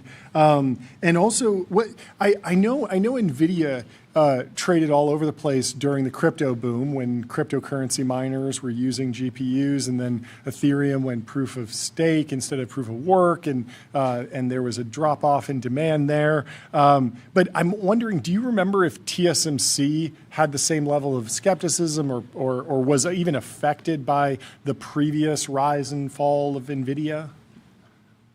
I think the key is that before the last couple of years, NVIDIA was one of many customers that TSMC had, and Apple was the most important, whereas now it's kind of flipped. NVIDIA and AI in general is the key growth driver. So in the past, TSMC would have more closely tracked smartphone sales than they would have tracked data center build-out. And smartphone sales were on a much more steady pace since Apple has their whole machinery of refreshing and planned obsolescence potentially. Yeah, and you look at individuals are not like, I need like the iPhone's gotten so good, I need 5 phones. Yeah. There was no exponential takeoff, but now there's like, okay, I need 10 times more tokens, 1,000 times more tokens, et cetera, et cetera. Staying on TSMC, I'm curious about the culture there because TSMC is known as this like champion of Taiwan, the most elite institution, the crown jewel of Taiwan, and like why we explained the bullwhip effect a little bit about the reticence to deploy more capex, but is there also some sort of cultural element or capital markets dynamic? Because when America has a crown jewel, we're like, send it to the moon. Like, there's any excuse to 10x capacity or 10x, the scale of our crown jewel. Like, let's do it. And it seems interesting that you would have a company that has this opportunity, and there's like a glimmer of a hope for it being even bigger, and yet is it more of like this protective mindset of like, we have this good thing going, let's not risk it, or is it just like they can raise prices so they're less there's less downside there? I think it is a conservative culture, but I think they believe their conservatism has served them well in the past. Yeah. There have been cycles in the past, and being cautious going into the cycle gives you the opportunity to invest at the bottom of the cycle. And TSMC has done that really well historically. Now, I think right now they realize that we're not at the top. They're building new factories as we speak. But I think they're also looking at the history and saying we don't want to overinvest relative to what our customers are going to need. Yeah, and then what does the domestic chip supply look like from your perspective right now? There's a ton of energy around Intel, and it feels like Intel checked a lot of the boxes for the comeback. Like, the comeback hasn't really arrived yet, but in terms of the backstop from the U.S. government, additional investment, the stock price is up, and a bunch of buyers and potential customers are falling in line for their most advanced node. It feels like things are on track there, but what else is going on, and is that actually a pressure on TSMC at some point? I think to some degree that does create a bit of pressure. Agree that Intel looks like it's in a much stronger position. I think the customer traction is the key thing. Mm-hmm. And as you say, we've seen news about customer traction, but not actually volumes yet. Mm-hmm. And Intel really needs substantial volumes of customer orders. So I think that's one positive sign. I think everyone's watching carefully what Elon's going to do with Terafab, how that's going to grow. Could be transformative, could not be. It's obviously a hard industry to break into. And then, there's Samsung with a big plant in Texas they're bringing online, and also Tesla's reportedly one of their customers. So you look across the ecosystem, and there's certainly a lot more optimism about leading edge manufacturing than there would have been just a couple of years ago. Bull and bear for Terafab. I would love your takes. I think A, never bet against Elon, but B, it seems like he's lining up a coalition of partners on the IP side, on the manufacturing side.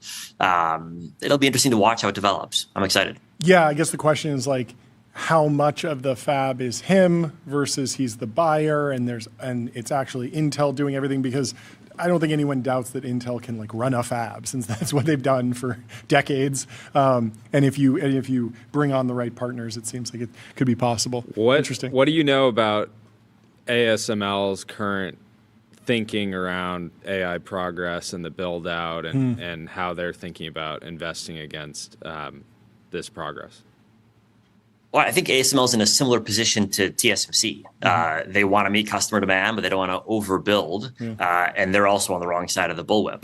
And so they have an incentive to be a bit more conservative than their customers do. But it's been a great year for ASML, as obviously demand has just been through the roof. And I think that's going to continue for some time. I think the other challenge that ASML is working through is that TSMC, their most important customer, has said they're not going to buy the latest high NA lithography machines, at least for a couple of years. And that's also a medium-term challenge for ASML, because they're trying to sell their next generation machines. It sort of doesn't matter how AGI pilled you are if your customer doesn't show up to buy the thing that you're making in the supply chain. How have you been processing the export controls back and forth? Because it feels like it's been every other day it's like, okay, we can send anything, and then we can sell the Nerf stuff, and then we can now sell nothing, and then everything. And it's been going back and forth, and that's sort of the nature of this administration. But is there a clearer through line that you've detected? Is there something else going on there, or is it as chaotic as I've been reading into it? Yeah, I think, step one is don't read the tweets. And step two is look at Congress, because Congress, that's where you get the bipartisan support for these export controls. And I think Congress has been playing an important role in influencing the administration. You've seen a bunch of influential Republicans, for example, publicly support export controls, trying to put pressure on the White House. I think the third thing that's important is Mythos really did change thinking in the White House about how powerful AI is going to be and how important it is to have the leading capabilities to yourself. And so I think there's been a shift around the AI debate in the White House just over the last couple of weeks. Yeah. So related to that, there's reporting in Reuters today, China prepares $295 billion plan to fund nationwide AI build-out. How did you interpret this? Do you see this coming? And then I'm interested to know, do they have the supply chain to actually deploy $300 billion? Because the numbers that I've seen back of the envelope for if the chip controls get weakened and NVIDIA can sell, the TAM is like 10 billion, which would be great, but not huge, and certainly a small chunk of this. So are they advancing enough with SMIC and SME to indigenize their supply chain and actually spend this money? Do they have other plans? How do you see this playing out? I think first those numbers are over 5 years. So annually, that's less money than Google or any of the hyperscalers. So just to put into context, play the bald eagle sound, baby. We're still got it. We still what do got they know? it. What do they know? What do they know? What do they know, Chris? No, seriously. Well, I mean, seriously. How do you read into it? They're clearly, this is the puzzle. Yeah. The puzzle is why isn't Xi Jinping more AGI pilled? Sure. If you thought AI was important, you thought chips were an important ingredient, China's been underspending for the last 4 years on AI. And I think it's because the Chinese government just doesn't really believe that AI is going to be nearly as important as we do. And if they did believe it, they'd be A, buying H200 chips, and B, spending more on data centers. And they're not doing it. Is it possible that they just they believe in AGI or something, but they just have longer timelines? It feels like a lot of the underwriting that's happening in the United States is based on an 18-month, coincidentally exactly the VC timeline for a round. It's what will we do in the next 18 months? We're AGI in 2027, 2028, really short timelines here. And then that's also backed up by Dwarkesh Patel had a post saying if AGI comes soon, America wins. If it comes longer, China wins. And it feels like that's almost I like his analysis, but it's also a reflection of the revealed preferences of the two countries, where America is sort of building towards a fast takeoff, AGI soon scenario, and China might actually not be necessarily behind the ball. They might just be optimizing for a 2035 AGI, and if they ramp up slowly, there's going to be less gyrations, less of a bullwhip effect, and they can take a longer view. How do you process that? Yeah, I think one explanation is just that the U.S. is a service sector heavy economy, and AI is going to be more impactful in services first, manufacturing second. Yeah. And so that could be part of the story. I think second, U.S. firms just could be more tech forward. You see this in cloud computing. China has a tiny cloud computing market relative to GDP because its large enterprises just don't want to move to the cloud. Oh, wow.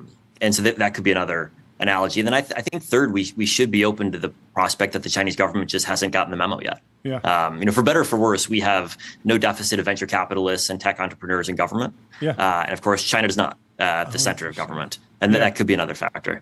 Yeah, you would think they would be excited about it purely from an authoritarian lens. Because if you have the all-powerful model that can basically theoretically they already have micromanage every single citizen's the content that they get, the services they get access to, how much the retirement benefits they get, all these different things.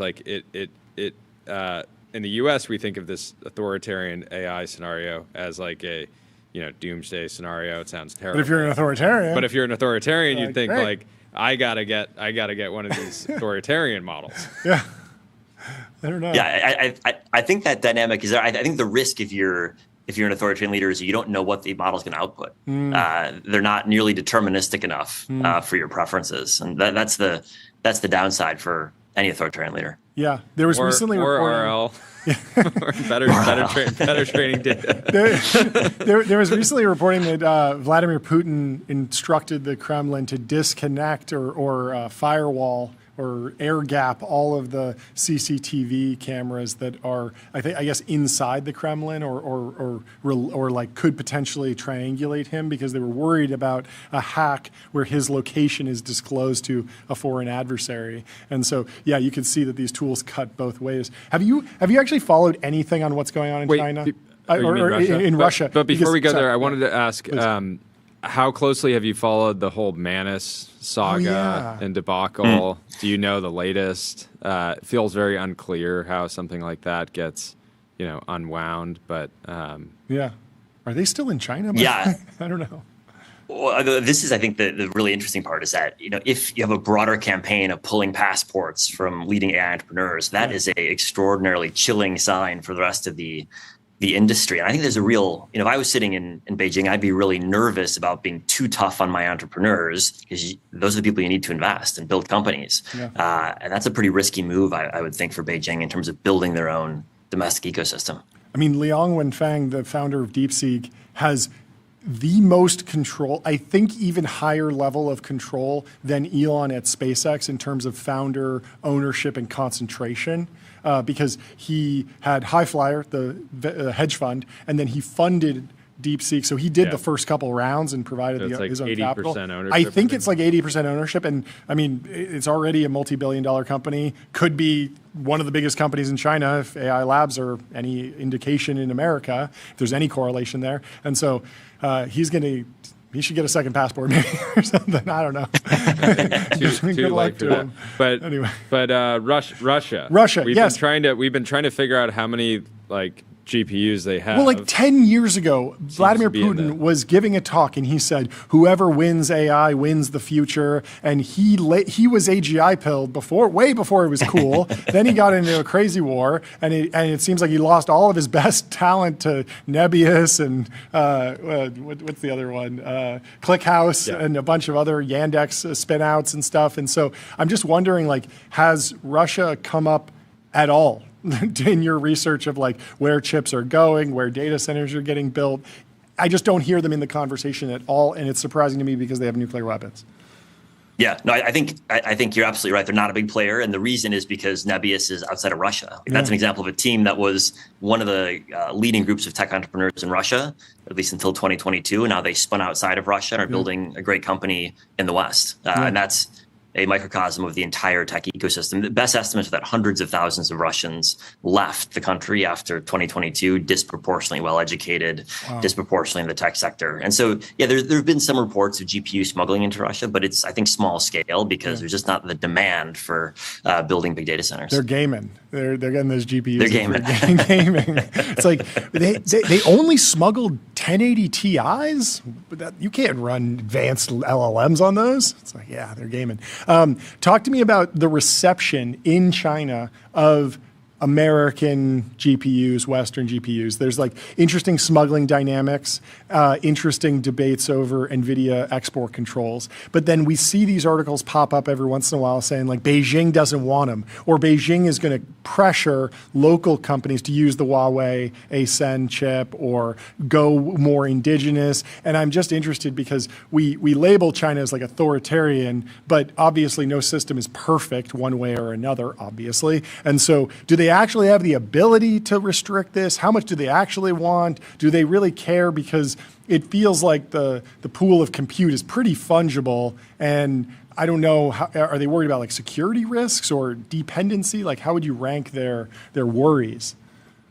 Yeah. I mean, what we know is there is smuggling at a reasonably large scale. There's also offshore compute access. So if you're a Chinese hyperscaler, you can get access to compute in Malaysia or wherever else. But it seems like the Chinese government is really fixated on pushing firms to buy Huawei. And it's surprising, I think, that they haven't let Chinese companies buy the H200s, despite that it's now been half a year in which the Trump administration has been allowing sales. And that goes back to what's the Chinese government trying to do? If you were AGI pilled, you would buy the H200s. But if you're not, then you're focused on domestic manufacturing and supporting the Huawei ecosystem. If you're worried about data security and think there are backdoors, which I think the Chinese might be worried about, then maybe say ban the foreign chips. Yeah, there'll be a bit of smuggling, but better to build up your domestic ecosystem first. And that does seem to be the revealed preference of the Chinese leadership. Why do you think, what are the keys to China's broad support of AI locally? AI pulls so terribly in the United States. It pulls terribly in the EU as well.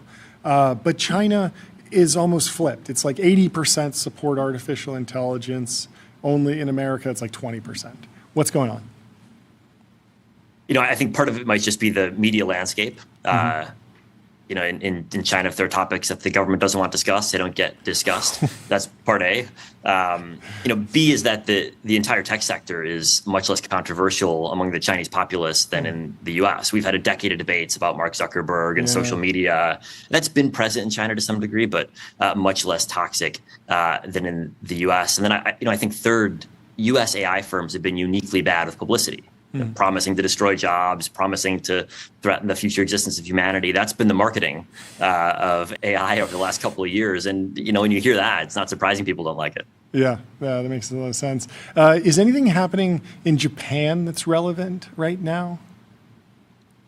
I think the big story in Japan is the number of companies that have been discovered to have extraordinary materials capabilities that sell into the chip supply chain. So my favorite example is one of the toilet makers in Japan has an advanced ceramic capability that's used in the machines that make chips. I know, and it's so funny because when the headlines started breaking around that, this was probably 2-3 months ago, a lot of people were like, wow, top signal, like the toilet companies getting into AI. It was like an Allbirds thing. Yeah, it looked like just like a pump, but no, I actually have, an industrial process that's very valuable and so very real. Yeah. I mean, great lineage there. They were doing humanoid robots. The Honda Asimo or something was in like 2002. And it feels like the Japanese economy just sort of lost a step and just didn't keep doubling down. They were just too early. And so they ceded a lot of that territory to China and America. But I'm rooting for a comeback because I like that Honda robot. It was cute. Didn't feel like Terminator at all. Felt like C-3PO. I don't know. That's right. But, I think the Japanese robotics firms, I think they're so focused on factory automation, and that's where their expertise really lies, that they're struggling to get their heads around what does AI plus robotics actually mean. Sure. Interesting. Last question from me. Is NVIDIA a car? What's going on with their moat? How are you thinking about NVIDIA in the supply chain? How important is their role? How defensible is their position? The debate was Jensen saying NVIDIA is not a car. It is not something you can just step into and get where you're going. It's a special product from a special company. So I think we're into year 2 at least of the ASIC debate. It's clear ASICs will have some market share, but it also seems clear that NVIDIA is going to be the dominant player by far. I thought it was interesting to watch NVIDIA acquire Grok technology 6 months ago, showing that they're going to be able to diversify into inference-focused hardware, building their empire of sorts. And CUDA still remains a very powerful part of the moat. Is their market share going to decline from 90% to something lower than 90%? That's what's happening. But does that mean NVIDIA is not going to be the dominant player? It certainly seems like it's well on track to be the key provider of GPUs for a long time to come. When's the next book coming? I was going to ask. And tell us the title. But obviously you can't announce anything. But if you were to create the next chip war, would it be called Chip War 2, or would it be called Battery War, or robotic supply chain war, or energy war? Like, is there a new war that will supersede the chip war, become the most relevant topic, or are we just doubling down on chips? You're kind of using a little bit of fear-based marketing yourself, Chris. War. It's a war. Chip war. Why not just beautiful trading and collaboration? And there'll be prices. Chip trade. I don't think. Chip trade doesn't sell any bucks. Chip industry dynamics. Yeah, chip industry deep dive the book. That's what. Fear-based marketing. Or caught him red-handed. It's working on me. It's working on me. I want the next one. The next book, the next hot topic, the next thing that you'll be digging into. What are you thinking? I think I'm spending all my time on chips right now. Okay. I don't know if there's going to be a sequel, Chip War 2. Chip War 2, Revenge of the Chips. That sounds so good. Revenge of the Chips. That's where we are. Yeah. But sequels are never as good as the original. So I think probably not a sequel on that topic. Maybe Chip Peace. You've done Chip Peace. War. I hope so. What is the path to Chip Peace? That's what I want to hear. A lot of fear mongering, a lot of worries about war. We need a lot of ways to get out of quagmires. I think that's generally what I'm rooting for. Anyway, thank you so much for taking the time to come chat with us. This is a lot of fun. Yeah, I really appreciate it, Chris. Love to have you back on soon. And go get the book, Chip War. It's available everywhere books are sold. We'll talk to you soon. Goodbye. Let me tell you about CrowdStrike. Your business is AI, their business is securing it. CrowdStrike secures AI and stops breaches. Our next guest is in the waiting room already. We have Evan Beard from Standard Bots. He's the co-founder, CEO, chief engineer, and he has a massive Series C to announce. How are you doing, Evan? What's going on? Good to meet you. Up. You're looking extremely sharp. What's the occasion? Introduce yourself. Tell us what's going on. Thanks so much. Evan Beard, CEO of Standard Bots. Standard Bots is America's largest maker of AI native robots. Announcing today our Series C, so raised $200 million at a $1 billion valuation. And we're announcing also. Congratulations. Yes, they're waiting for the gong. Yes. Now the fundraise is official. Yeah, fantastic. And so we're also announcing we're quadrupling our manufacturing footprint. We're growing so quickly, we expect next year to be 10% of all U.S. robotics, industrial robot deployments. Wow. Wait, so how small is the U.S. industrial robotics? They all come from Germany and Japan or China? Like, who are the major players internationally? I mean, obviously, it's important to reindustrialize, but it feels like for such a young company to get so much ground, like, we really have to be behind the ball here, right? Yeah, last year we grew 10x year on year. We are behind the ball. When I first started the company, so I did Y Combinator. Cool. I looked around and realized I wanted to start a robotics company. I realized that almost all the robots, it's like 99.9% of the robots used in the United States are not made here. Yeah. So that's the kind of starting point. And then you try the products and you have these menus that have like a single letter in them. Yeah. It's like crazy stuff like you would expect from, I don't know, like mainframe computer type. It's beyond any other software I've ever seen. And so we realized we could make something 10x better. And then with AI now, obviously you can train a robot by demonstrating a task, whole new way to train it, can be more capable, handle more variability. So that's what we do. Yeah, and it's probably not sold to like a technical audience. Not like Stripe for humanoid robots or industrial robots exists. The buyer's probably some firm that owns a whole footprint of manufacturing plants, and they just say like, stick it there and figure it out later. Yeah. So has the journey so far been about finding product market fit, or has it been about just delivering an American equivalent of products that are already popular?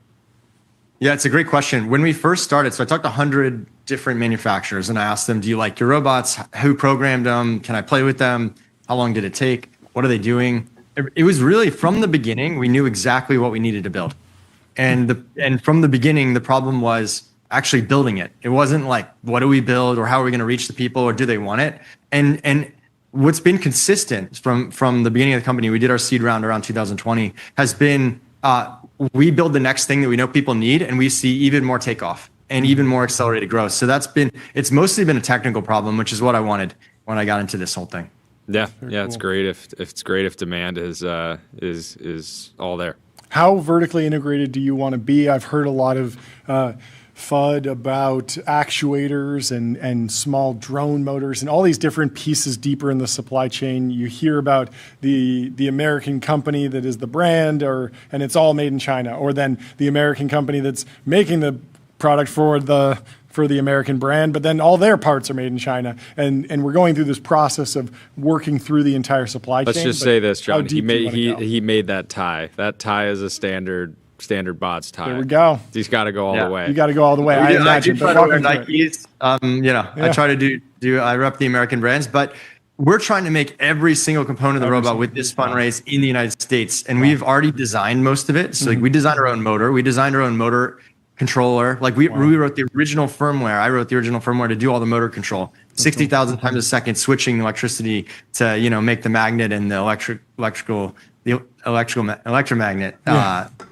So we vertically integrated on a really low level. Yeah. And now it's about vertically integrating the manufacturer as well. So that's the next step here.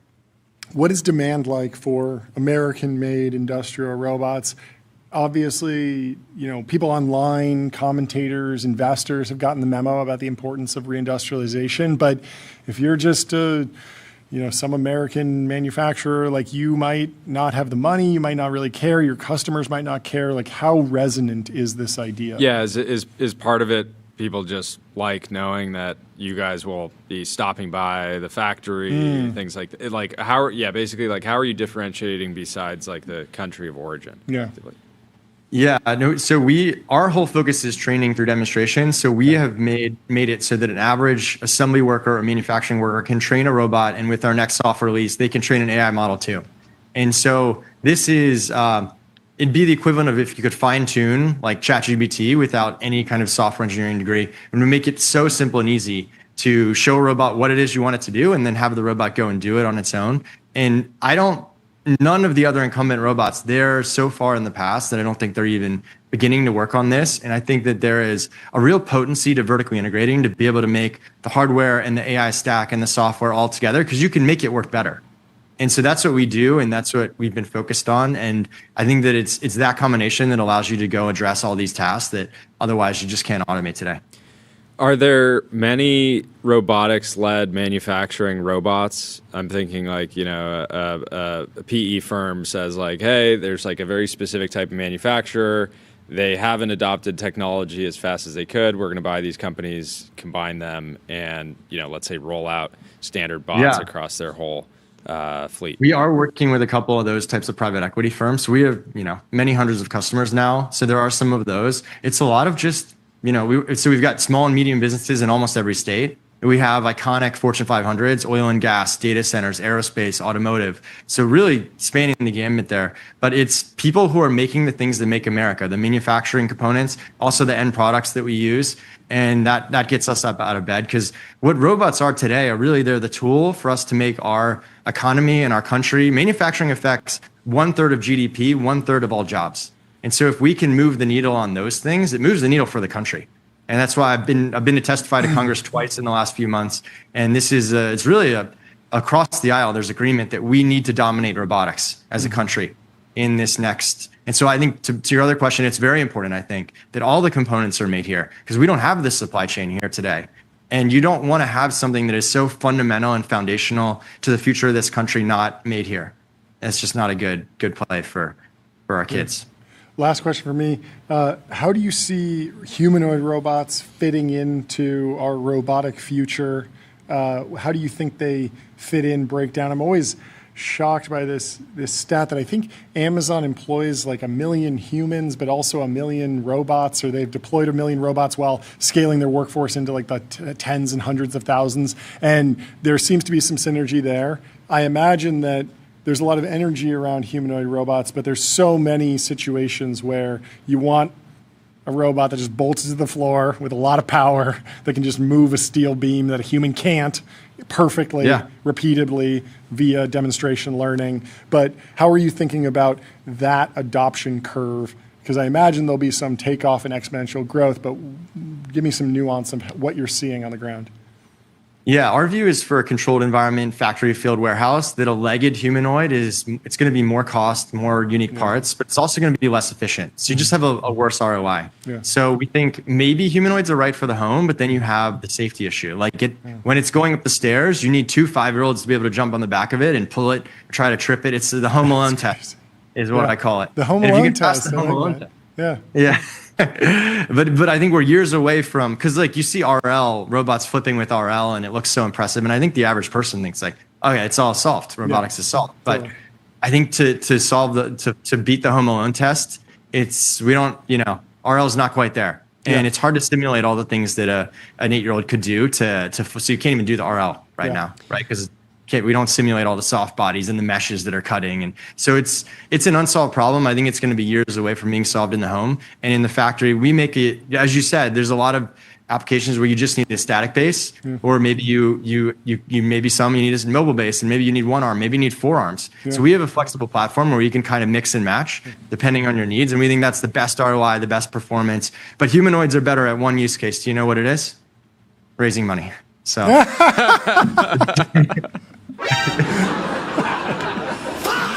If we're doing the Home Alone test at scale, we're going to need to massively revamp child labor laws, because the 5-year-olds, the 8-year-olds, they're going to be working 40 hours a week, paying for college, just beating up humanoids in some designed house. This is important work. No, I'm sure they'll solve it some other way. Synthetic data, perhaps. That's a good. Anyway, that's a really good line. That's a good zinger. Thank you so much for coming on the show. This Thanks is a lot for of having fun. me on. Congratulations. Yeah, and congrats good to the luck. whole team. Appreciate what you're doing. Glad you guys are doing what you're doing. And looking sharp. We'll talk to you soon. Have a good rest of your day. That's fantastic. Let me tell you about Shopify. Shopify is the commerce platform that grows with your business and lets you sell in seconds, online, in-store, on mobile, on social, on marketplaces, and now with AI agents. And our next guest is already in the waiting room. We have Nick Fleischer returning to the TBPN Ultradome from Sandstone. He's the co-founder and CEO. How you doing, Nick? Good to see you. Great to be back. Great to be back. How are you guys? Great to see you. We're doing great. Overnight success. What's going on? You raised some more money? Tell us about it. We raised some more money. Today we announced a $30 million Series A led by Lightspeed. Right. There we go. You're moving at Lightspeed. Tell us what's going on. What's the traction? What's the unlock? What's the actual product doing for people day to day? Yeah. The product is legal relationship management, which means we centralize intake and knowledge for in-house legal teams so that they can actually deploy it in AI workflows that are useful. Since we launched about 150 days ago, we've deployed to dozens of Fortune 500s and mid-market companies across industries like manufacturing, commerce, tech, and we've grown the business by 40x. The team has tripled since we last spoke end of January, and we're excited about bringing this tech to legal teams who are really in need. We like to say that we are playing against a legacy market, which is called contract lifecycle management. Very boring tools where in-house teams historically store contracts, and that's about it. And they are burdened and gated by that piece of tech, and we want to help unlock them so they can actually use the great AI that's out there now. Okay. Your investors haven't exactly sat out the foundation model race. There's been a lot of FUD around wrappers and application layer companies, all sorts of derogatory terms thrown around. At the same time, we just saw data from Cursor, Cognition, a couple other firms that appear to be in the direct path of the AI labs. They're all growing, they're accelerating, they're doing great. How did you frame that question during this round of pitches? Yeah, and I mean, Claude has announced Claude for Legal. Yeah. OpenAI made a big hire last week in the legal tech space, and so they definitely want to play. And I think most of where we see them playing is on quick legal questions, legal research, and redlining of documents. Yeah. And we explicitly said from the start, we think redlining and marking up documents is going to be commoditized by the labs. And so we said we want to actually build a workflow tool that's helpful for in-house teams. And so, even the most forward-thinking tech companies are paying us, one, for opinions on what those workflows should look like and how to implement them. Two, the context layer to actually think about, how does each legal decision and relationship map, to everything else, and how do we, retrieve that at the right moment so that we're pulling the proper context when I'm answering a question or looking at a document. And then I think the final one is, building a tool that learns from your past legal decisions and can work for not just the stakeholders within your legal team, but also the folks in the business who are requesting work from legal. That's a lot more complex than any chatbot or self-built tool is gonna be able to do. Yeah. Has token maxing hit the legal community in any way? I would assume no, because there's maybe a more like finite amount of like companies aren't, a software company wakes up in the morning and there's so much software to build. We want to build as many individual features as we can. There's stuff to build internally and externally and all these things. Whereas like an in-house legal team is not necessarily waking up and being like, we want 100x the amount of tech company might go back and say, review every line of code in our code base for bugs. A law firm probably isn't going back and saying like, review every document we've ever sent and do another red line on it when our client's not paying us. Sure. But how have you been interpreting it, the token maxing question? I think generally we don't see that happening. We don't see it happening at scale, but you could see a world where people say, hey, can you redline this or review this agreement or answer this question in the 50 different ways that we potentially could and see how it plays out in a negotiation, right? Can we simulate what the outcome could be here? And so I think we see some people playing with the idea of, using AI to do things that are maybe outside of the day-to-day. But, I had a GC the other day on a demo tell me we are definitely not AI maxing today and we won't be doing it soon. And I think they are much more cautious, and historically legal is seen as a cost center and a bottleneck. I think that's going to change a lot over the next couple months, but they are the last ones to get the ridiculous token limits and ability to go do those experiments. Yeah, that makes sense. How much effort are you putting into like harness development specifically these days? It feels like that was the unexpected win of the last 6 months across Claude Code, Codex, Cognition, what they're doing. Like people at least a year ago or 2 years ago thought like the model will be everything. Everything's going to be in the model. You're not going to this whole prompt engineering thing sort of evolved into harness engineering, and it's borne fruit for so many firms. Are you focused on that? Yeah, I mean, one of the things that we'll do with clients is we'll say, hey, take all the integrations that we have that you have connected through Sandstone and connect them with MCP into Claude and OpenAI and just see what, one, the quality is of the ability for it to retrieve context and answer your questions, and two, the cost, because you're not necessarily routing to the right model for the given task. And so, if you do that experiment, you're going to see that, 50x the results on the Sandstone side, and that happens with nearly every legal request that hits a legal team within a company. And so a lot of it is around how do we map data and context from other systems and actually go retrieve that, when these questions are being asked or when we're reviewing documents. And then a lot of it is also just the, underlying decisions around what models to be using when. Typical path in law, at least from my understanding, is usually like law school takes forever, a couple of years at a corporate law firm, then you can make the jump to in-house counsel somewhere. Yeah. Is AI going to lower the age requirement, the experience requirement for in-house counsels? Like, should we expect to see 10-person startup, 20-person startup say, yeah, let's get someone who just graduated, they passed the bar, they're a lawyer, but instead of them spending 5 years at a white shoe law firm, let's have them jump over because we know they're going to be super powered? Or how does the dynamic play out on that side? Potentially, I think we will see some of that. The two pushbacks I would have are, one, you want to hire a GC or an in-house lawyer who has experience dealing with different types of counterparties, so they can actually, go up and have the negotiation and have a good backing and background when they come to those conversations. And I think two, you still gain a lot from sort of the hustle and the grind of all of the work that you do in big law, and that will decrease a little bit, but I don't think it'll go away completely in the next 5 years. I do think we're going to see more non-lawyers on in-house legal teams. Like, we have some clients who have hired engineers fully to their legal teams.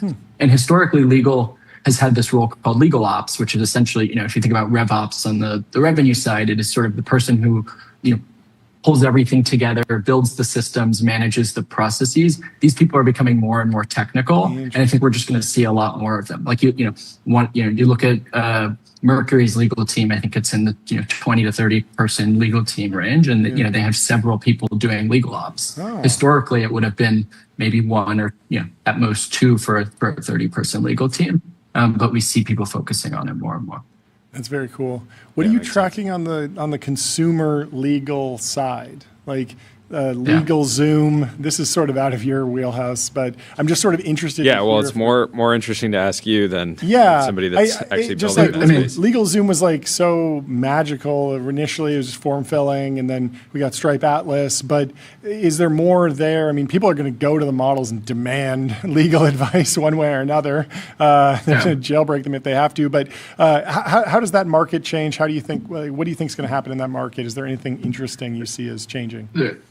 There's so much opportunity, right? Like those tools are historically very much just mapping you to the right person who can do the services, and it should all get disrupted. And there's very little investment and focus there. And so like if I was starting another company today, like that's a really great market. And I think it's very specialized, right? You see some popping up on the consumer divorce and family law side, and we'll see that in all the different areas.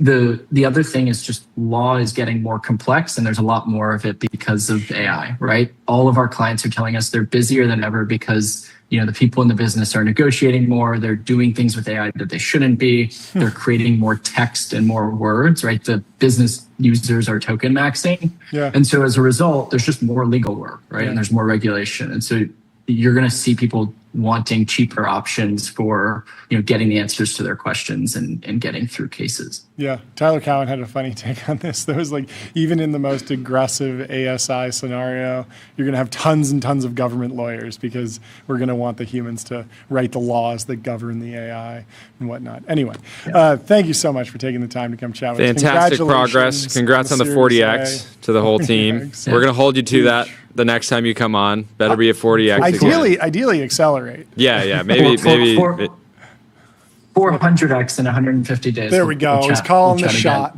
Calling the shot. Love it. Have a great rest of your day. Thanks, guys. We'll talk to you soon. And I'll tell everyone about MongoDB. What's the only thing faster than the AI market? Your business on MongoDB. Don't just build AI. Own the data platform that powers John. it. Yes. Did you know that Dwarkesh Patel's assistant is the brother of Leopold's fiance's boss?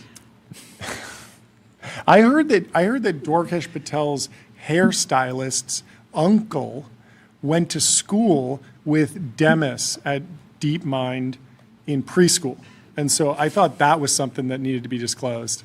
I think you're thinking of as the preschool teacher. The preschool teacher, that's right. Okay. Well, newsflash, Silicon Valley is a small place. And in fact, this is so funny because it's like, actually all the people in AI live in the same house. That's the real story here. It's not that there's some crazy assistant is the brother of the boss. It's a small house, and you're not in it.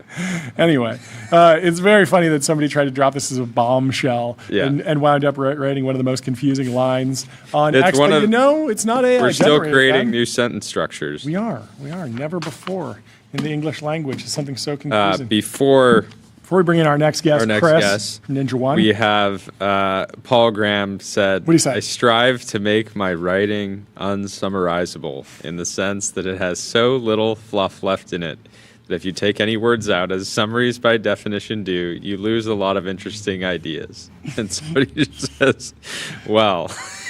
And they put, why is this block 3D? They just blocked out the rest of the text. But why is it 3D with a beautiful light gradient flourishing off of it? Like, I don't understand like you could have just gone into iOS, put a little black box over this or blur it or something. They chose to put a 3D block there that's with a blue light and a white light on the right. It looks very aesthetic. This feels. But Paul Graham fires back and says, are you trying to prove my point or just doing it accidentally? If I'd written just that, no one would have understood what I meant. The only reason people can understand your version is that they can also see the original. Owned. I wonder, is I strive to make my writing unsummarizable a banger? Do you think that one gets more likes? The original got 5.2K likes. Do you think I strive to make my writing unsummarizable gets We got 66,000 with this, but that's because it's funny. Anyway, we can debate that more in the future. Let's bring in our next guest. We have Chris from Ninja One. He's the president and co-founder. He's in the waiting room, and now he's in the TBPN Ultra Dome. How are you doing, Chris? Good to meet you. Great. How are you? Congratulations. Massive news, but it is your first time on the show, so I'd love a little introduction on yourself and the company first, and then we can go into the news. Great. First, thanks for having me. I'm a big fan of the show. Thanks so much. It's an honor. And I'm a local in La Cañada, so pretty close to no way. Where you guys I are. live in Yeah. Pasadena. That's amazing. Yeah, I knew that. But I'm Chris Matarisi, founder of Ninja One. At Ninja, we believe the hardest problem in IT today is complexity and fragmentation at scale. As organizations are stitching together literally dozens of point solutions just to manage, protect, back up, and support their endpoints. And that fragmentation creates cost, risk, poor service, etc. And Ninja solves this challenge by bringing all of these operations into one unified, modern, cloud-native platform. In short, we really just help our customers reduce spend, unify IT, and simplify work. That's our thesis. Okay, that makes a ton of sense, and I think anyone who's been inside of a big organization has felt that.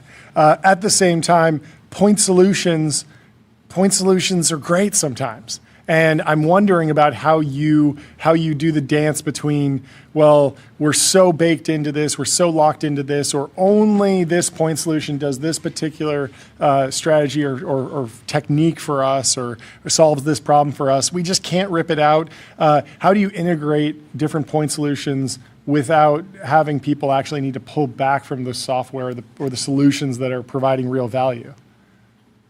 Yeah, well, first of all, we try to create our own solutions that are all unified together so we can replace all of these point solutions. Wow. The average Ninja customer replaces 7 point solutions. Wow. And I think our whole key, we're a product-led company. Yeah. Our thesis is to build the best possible product. So we think we've built some of the best possible point solutions, and unifying them together not only saves, IT teams, hassle, complexity, having to manage all these solutions. But the nature of having multiple point solutions is there are gaps between the solutions. Yeah. And those gaps, not only are inefficient, but they create vectors of attack and risk. So by unifying those, we eliminate those gaps. Now, if there are great point solutions that we feel like we don't have, an answer to, we integrate them into our platform. So our IT teams that use Ninja have one pane of glass, fully integrated. Hopefully they've removed, 10 point solutions. They're using Ninja to take care of all of their problems. And if there are 1 or 2 point solutions they love that, they can't replace in Ninja, we have integrations for a lot of them. You have some huge customers, Deloitte, Porsche, Hyundai, Carnival Cruise Line. They're all companies that people know, Kawasaki, Birkenstock. But at the same time, you have 40,000 organizations on board. So what does the long tail look like? What's the smallest customer you're working with? Like, how are you positioning yourself in the market and winning deals? Yeah, people ask me, who is Ninja's customer? And I'd answer, it's every business in the world, literally, is a potential customer. Wow. So for small companies, we sell through MSPs, which are managed service providers. They may manage, 6 local accounting firms and 2 law firms and a pizza shop. And, all the way up to the largest enterprise customers. We've got some very large, Fortune 10 customers we can't name. So we can literally service everybody. Yeah. What was Talk about the sword. Oh, yeah, the sword. Game of Thrones fans. So for those of you who watch Game of Thrones, that's Jon Do they have sword. Do they have flashbangs in Game of Thrones? I don't think so. Rolling flashbang. We have flashbangs here on the show. I'm a big video gamer too, so they've got flashbangs in video games. What games?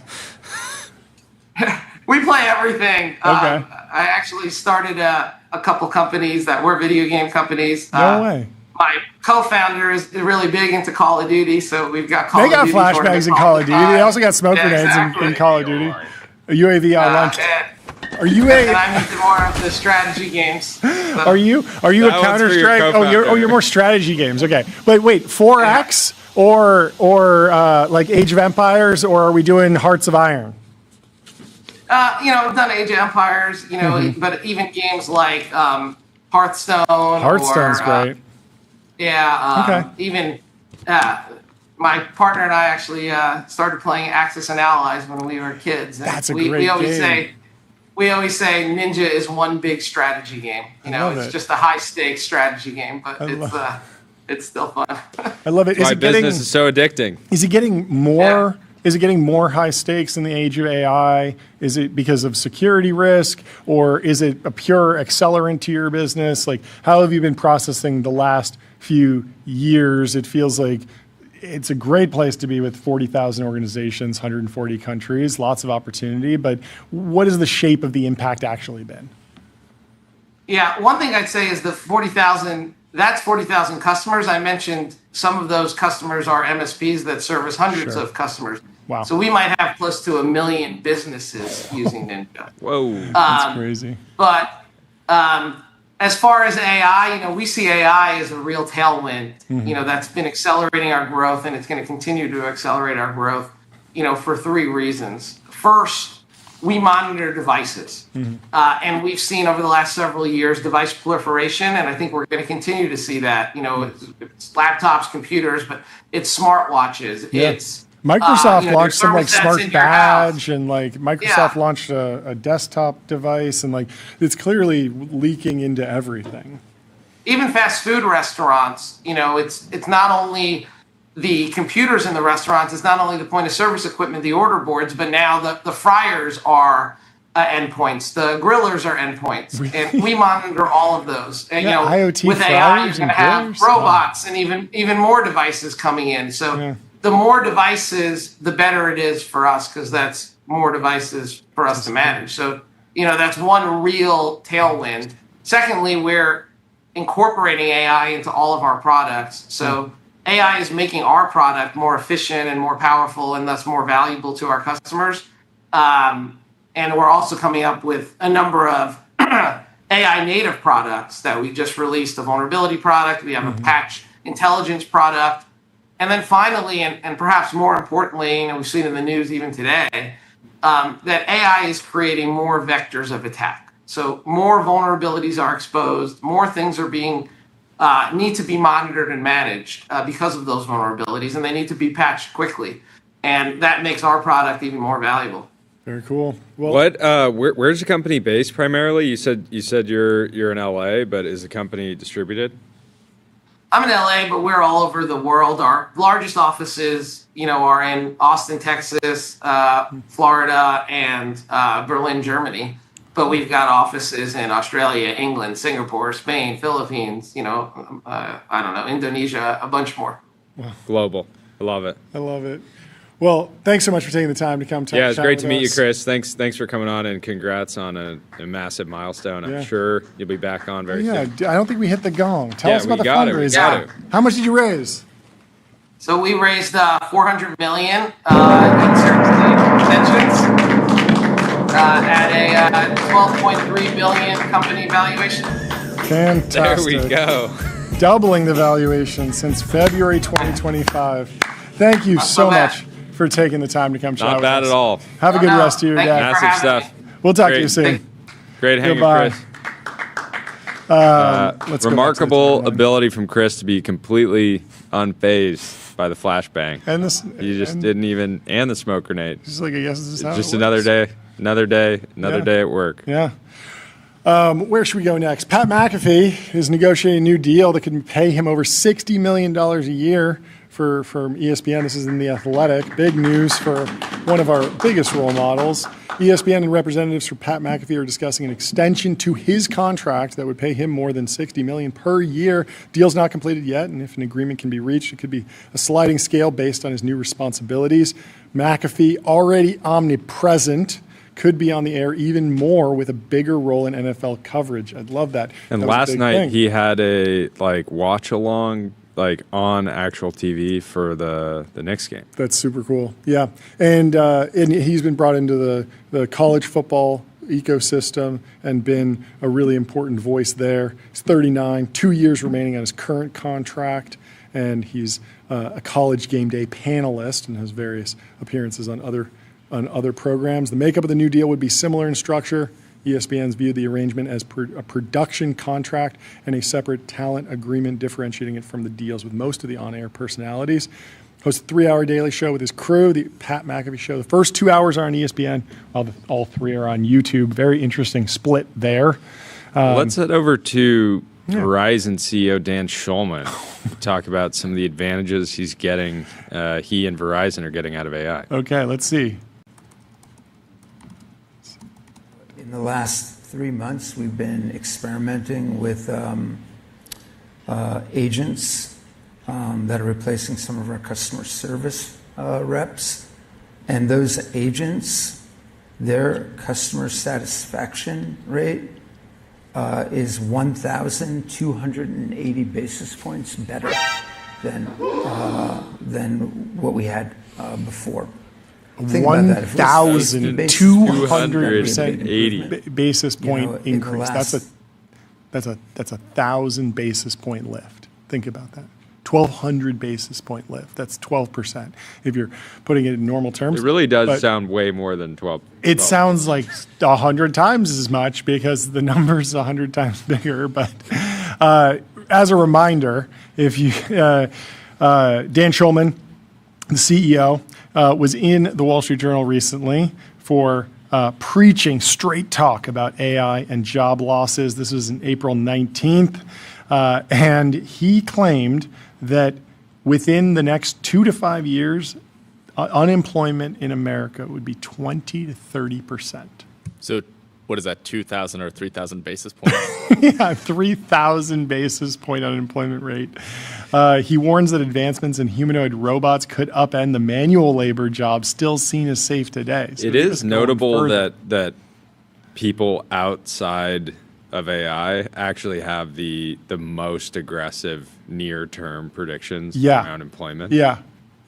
Well, I think a lot of that is that the actual idea of job losses and whatnot, that came out of like the most insidery tech, like the Less Wrong, the Dwarkesh Patel podcast, where people were having very mature conversations with a lot of caveats, a lot of like, oh, here's my probability distribution for if this happens, then this happens, and if we don't do anything about it, then that will happen. And in reality, there's a lot of things. Well, if the unemployment rate spikes, we'd cut interest rates, right? Or like we'd do like more federal jobs, or there's a lot of things that could happen. But those quotes were taken out of context, where it was like in isolation, if only the bad stuff happens and none of the good stuff that would mitigate it happens, you could land at.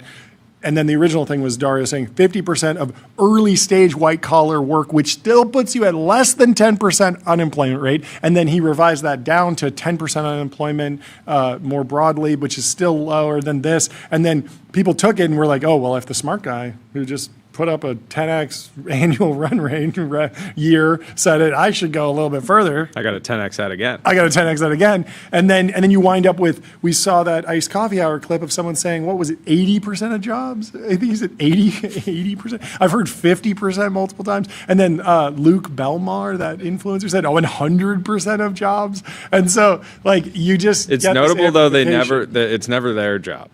No. It's never their job. It's always everyone else. Because you need to be scared and you need to come work for me. And get by the court. Quit your job now. Come work for me for half what you're making. One more post before we bring in our next guest. Heathinator. Meredith says it's so easy to spot AI writing because it always sounds like it was written by a fedora. Silly. Let me tell you about Railway. Railway is the all-in-one intelligent cloud provider. Use your favorite agent to deploy web app servers, databases, and more, while Railway automatically takes care of scaling, monitoring, and security. See if the Heathinator has. And without further ado, let's bring in Alex Heath. He's the author of Sources, the Heathinator. Welcome to the show. How you doing, Alex Heath? Always scooping. Great not afraid to use AI. Do you ever throw on the fedora when you're gonna? He has that baked into the prompt. Don't talk like a fedora. It sounds great. Don't talk like a fedora, guys. Yeah. Although I am excited to deliver the first Fable newsletter later today or tomorrow. It's going today. But you had the leak. You had the leak or the scoop yesterday. You were the first person I saw in the media confirm. In sources we trust, gentlemen. In sources. But yeah, and I honestly use Sources as an example where like you could use all the AI in the world. You could say, like, I don't even touch my keyboard. I just sort of dictate to the AI the things that I know, and then it publishes. And it wouldn't make the product worse, right? Because, like, I'm coming to you for, like, facts, like new information, Reporting. plus your Journalism. takes on, like, how you think about something. And however it gets into Substack doesn't really matter to me. Yeah. So... Anyway, you're saying you don't like my beautiful prose. I love your prose. No, I think it's great. I think it's great. I think it's great, but I'm just saying, like, but that's not why I subscribe, because of, like, who you are and the access that you have and the insight, but I don't care, like, if it was you clacking the keys, you know? You know, it's funny you bring that up. I've been having some conversation with OpenClaw Pilled folks recently, and they've been telling me to build something like it. I shouldn't maybe even be saying this on air. Maybe I'm giving away some alpha, but build a kind of real-time MCP hook into my brain, essentially, to just deliver infinitely personalized, agentically delivered media and reporting. What do you guys think about that? Actually personalized? So, like... Well, it would be personalized by the person's claw agent, what have you, right? Because the idea is the way that I decide to present a story is one way, but there may be things in, like, an hour interview that I don't even put in the story that may be hyper relevant. Yeah, that's especially if it's delivered agentically. And also that actually does feel like the more modern instantiation of the sub newsletter list. Like, you go to Bloomberg and you're like, I want the markets newsletter, the tech newsletter, but not the politics newsletter. And with an MCP server or some sort of AI intermediation, I could say, like, give me the WWDC scoop, pass on whatever other scoop is less interesting to me. Like, you know all my preferences, and then you can pump out a lot of different stuff and find very high delivery rates based on what I'm actually interested in at a particular time. Yeah, I mean, I have a throughput problem of getting reporting into the world, right? Sure. And so it's a good problem to have, but what it means is, like, WWDC yesterday is a great example. I went to that tech talk that Craig Federighi and all the Apple execs did. Yeah. I broke out some stuff that seemed interesting to the widest possible audience, but you know, there's a lot there. It was like an hour of stuff. And, like, what if you just had direct, you know, IV drip access, you know, for your agent to my reporting in the rooms I'm in? Yeah. I don't know. We'll see. Yeah. I mean, I'm sure you'll be the one building it. Good time to be experimenting. Anyway, on WWC, what was your reaction? What was your expectation going into this? And then, like, what were the biggest announcements that stuck out to you specifically? Because I mean, that's really what I'm coming for. Is I want your interpretation, even if you give me, even if you run an LLM to clean up the final language. I want your taste applied to this question. I think they finally have a Siri that works. It's arguably what they should have shipped 2 years ago when they had that big trailer with, I think it was like people on an airplane, and it was doing all this agentic stuff on the phone that was like, wow, it's crazy Siri can do this. It didn't do that right. They had to basically apologize for it. They rebuilt the Siri stack to be, I think their word was expandable. So more modern, more AI native. And now, you know, actually this morning I was in Cupertino for a hands-on with the new Siri. So I got to see it in depth and ask questions about it. And, you know, it is a step forward, but there's basic things about it that if you're claw pilled or you're using Codex or in chat all day, you're still going to be like, For example, it doesn't have persistent memory, so it's not. It kind of forgets everything in each query.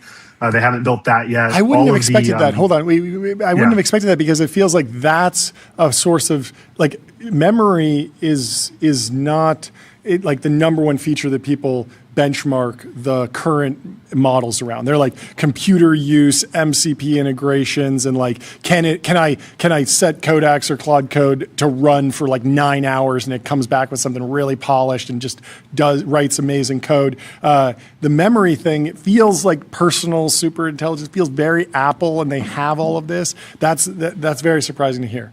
Anyway, what else stuck out? It is. I think they're moving very slow, and they're very worried about the privacy aspect of all this, which I don't know if people really care about this with regards to AI. They seem to think they do. I think we'll see. Maybe there'll be a Cambridge Analytica moment for AI, and then that will wake everyone up. I don't know. They're seeming to think that will happen. Yeah. There was a demo, you brought up computer use, where they were showing the new Siri and Apple Intelligence powered by, you know, Gemini and all that stuff on a Mac, renaming folders and renaming files inside folders. And, you know, if you use computer use in Codex or Claude Cowork, like, you can do this. It's very easy. You can abstract it away from a prompt. but you can't actually even do it via a prompt in Siri. You have to do it via the menu, right click, have Siri do something, and or do it through shortcuts, which like I don't know if you guys use shortcuts. I don't use shortcuts. The last shortcut I used was to remap Siri to ChatGPT actually like 2 years ago. In 2023, in January of 2023. Yeah, it would take whatever I said and fire it off into the API and spit it back to me. It was sort of meh. Yeah, I mean, I feel like one of the challenges for Apple is like software is moving more quickly than ever, and the Apple kind of ethos and approach is this annual release and like let's make everything perfect and all this stuff, and it just feels like a really, really tough challenge to be able to, and it's not to say that they need to be at the frontier of everything, right? Like all anyone's been asking for is just like a usable version of Siri. Like I haven't prompted Siri, I haven't gone to Siri for anything in years. I use it to set timers. Set timers. I the weather. That's a good use case. Weather. But even then, I'm so. But anyways. But getting better. So the other big thing about this new Siri is they have really nerfed the ChatGPT partnership. That was a big thing a couple years ago, right? And you have to prompt it each time to send something to chat, and you have to do it via text. So there's not even like a software UI element of this anymore. So I was actually thinking about like meta narratives for WWDC this year. And one is that, the Google partnership, obviously, which we could talk about. But the other is I really think there's this OpenAI is kind of like the new Facebook to Apple, where they work together closely. If you guys remember when Steve Jobs and Mark Zuckerberg integrated Facebook and iOS, Facebook had, a bunch of its, press challenges, privacy challenges, et cetera. And then they just kind of drifted apart, and then it became this like messaging war, and you started to see that bubble up yesterday with Craig saying stuff about like we're not going to have ads, or just these subtle hints that they have like ideologically drifted away from OpenAI and ChatGPT, and that partnership is not going well. That was another big thing that stood out. So on the actual integration, and that's somewhat to be expected, right? Like you can't like hire John. You can't hire like Johnny and say like we're gonna create a bunch of devices and poach a bunch of people and then expect like it to all be good. And in so many ways it makes sense for a Google and an Apple, because Google and Apple have been working together. They have perfectly for years with the search partnership, and this feels like a search partnership. Enemy of my enemy is my friend kind of thing.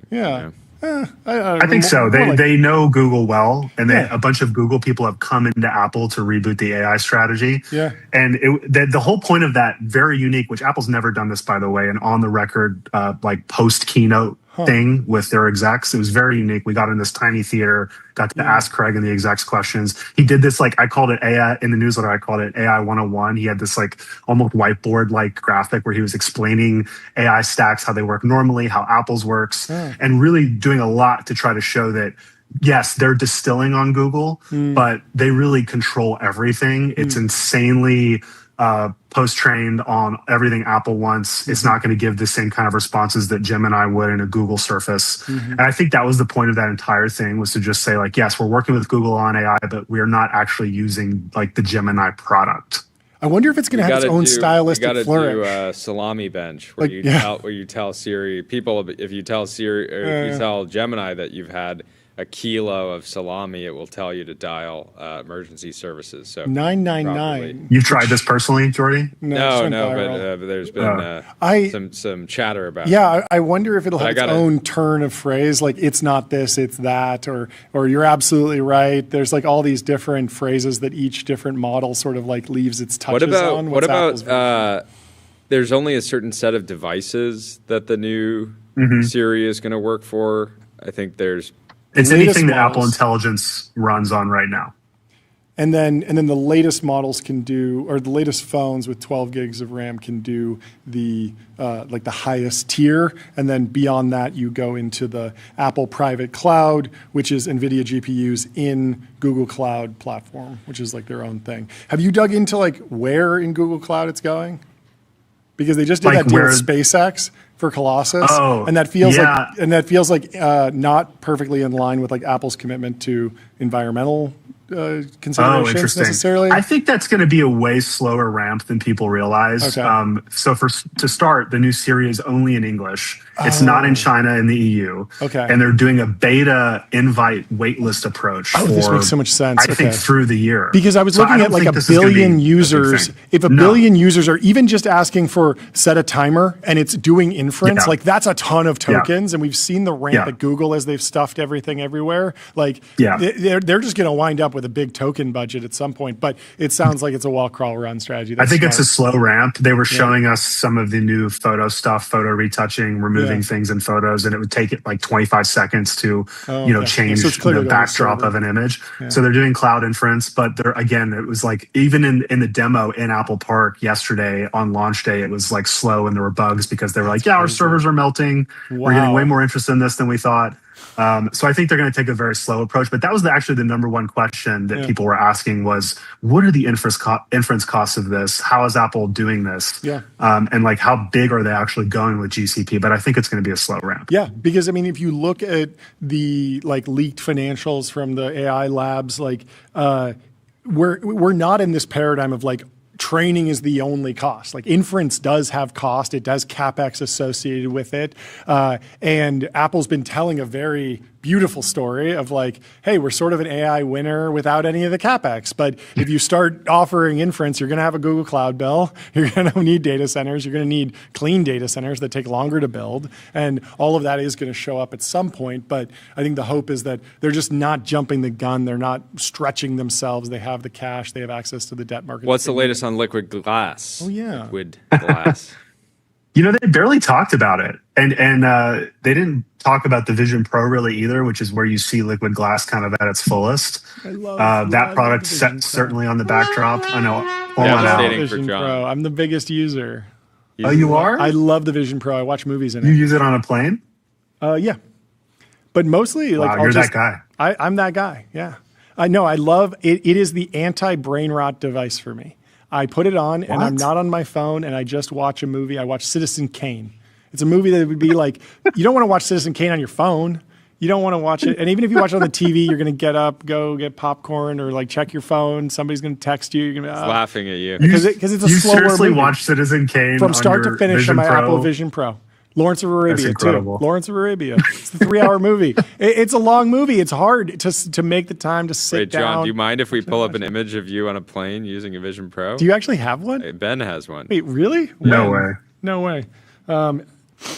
Yes. Yeah, let's pull it up. Yeah, you can pull this up. This is hilarious. When did this happen? This must have been over a year ago. Yeah. Were you in the ad, the Apple ad? It should have been. I'm a believer. Put me in the ad. I'm pull it ready up, to be an boys. influencer. There we go. There we go. Oh my God. Locked in. I'm that guy. I'm that Boys, guy. are we even in business in this? Like, what is this seat? I think that could very well be. This was economy premium. I think this was years ago. Economy premium. Okay. Oh, was that years ago? I spent my last $1 on the Vision Pro. Okay. Okay. I don't know what's going on in this photo. This is a long time ago. This is fun. That's incredible. Anyway, they did launch a feature for liquid glass. You can turn it off now. There's a slider that's basically an off switch, which is very funny. But listen to your users, I suppose. Yeah, it took a back seat. I mean, everything was all Siri. I've actually never seen a keynote so focused on one product. Yep. Apple usually does this State of the Union across all the platforms, and like you get 15 minutes on CarPlay, you get 15 minutes on Vision Pro, all that stuff. It was basically an hour of Siri. Have you been tracking any backlash to spatial reframing? Spatial, that's what it's called, right? Like, because I saw that up close in my briefing. Yeah. Wait, people were booing there or something? No. I didn't. There was no booze. I'm saying I was in a briefing where like a product manager was showing it to us and letting us play with it. Yeah. It's pretty cool. I mean, it's cool. Yeah. I mean, Apple is like they said, like we're not going to let you put a dragon in a photo. Like we want to try to stay real to the essence of a photo. But we know that there are ways that a photo could look better with AI, and whether that's reframing or whatever. But yeah, they're not going to do Mid-Journey level, Gemini level, Nano Banana level stuff. Yeah. But it is this whole idea of like. What is a devastating photo for the dragon community? Yeah. If you're into live action role playing, LARPing, or the Renaissance Fair, like you're an Android user. Yeah, you're an Android user probably. But yeah, I mean, it is interesting that like there's a backlash to AI. Apple was like they missed AI, but like the silver lining there is that everyone sort of sees them as like they're holding the ground. They're saying no to putting AI everywhere. And it's like, actually, they maybe just didn't have the people in the right places at the time. Like they totally would have loved to do it. They actually acquired an AI company in 2011 called Siri for hundreds of millions of dollars. They were ready to go and they just sort of like missed on the rollout. But now I did see like a small bit of backlash to the spatial reframing saying that like, I know Apple as the camera company, what you see is what you get. There's not, the images aren't over processed. And so this is like, they're leaning into AI too much, but I don't think it'll go anywhere. I think it's pretty moderate. You can already remove things in the Photos app with the retouch tool or whatever. Like this is. Can you? Have you tried to remove something from the image with the iOS 26? Clearly you have and have not been able to. So I guess rough. Maybe I'm. It looks like a. It looks like a content-aware fill attempt from like a few years ago. It is not at the level of any of the frontier AI image models. Well, the new version is flawless, though. It is good. So they fixed it. It's not flawless. They showed us doing it to a boy who was covered, like his leg was partially covered, and they took something away and it made his leg like super long, like really awkwardly long. Maybe they're promoting height maxing. Leg extension surgery is very popular these days. You never know. Is it? Subtle messaging. Well, speaking of that, I wouldn't want kids getting body dysmorphia from editing their photos on an iPhone inappropriately. What did you think of all the privacy, parental control talk? It felt like that had a remarkable amount of airtime in a relatively short keynote. Why do you think they're doing that? What was the outcome? How was it received? What do you think comes from? There was this rumor in the industry, a lot of the bigger apps in the App Store, I was hearing it from their executive last year, that Apple was going around and suggesting that it was going to charge, like basically create a new service line to verify hits. So basically like have these developers somehow pay to be a part of this system. I don't think that ever materialized, or at least they haven't announced it, but I mean, you see the regulation on this topic and how it's heating up everywhere in every, big country. And it was kind of funny, like the day of the keynote, every year there's protesters outside of Apple Park around the keynote. One year it was about it was around the actors strike and it was like a services related thing. Tim Cook's comp too, I think. Yeah, one year was around that. This year was around kids safety. So there was like these child safety advocates that were out there with their, bullhorns, like saying this stuff. And then Apple went ahead and did what I would consider like the fullest suite of kids safety features of any platform on that very day, which I think kind of shows that maybe it's just an issue they see really bubbling up and becoming really huge and trickling down from Meta and the social platforms and those huge trials that we've seen in recent months to the platform layer. And all the apps will say, oh, we want Apple to verify the age because it's a lot easier than all of us doing it on our own and not having a shared consensus. So I think the industry is actually loving this because it depends on how much if Apple's going to charge or not, but I don't think they are, at least in what they announced, but it seems like a win-win. I mean, the device should be verifying age. It's an obvious thing they can do. They already have the secure enclave. They can store it safely. Why would they not? So I don't know. I actually really thought that was a good move on their part. And maybe they are just trying to get ahead of things too. Kids, get ready to learn Linux if you want to browse the web without your parents' approval.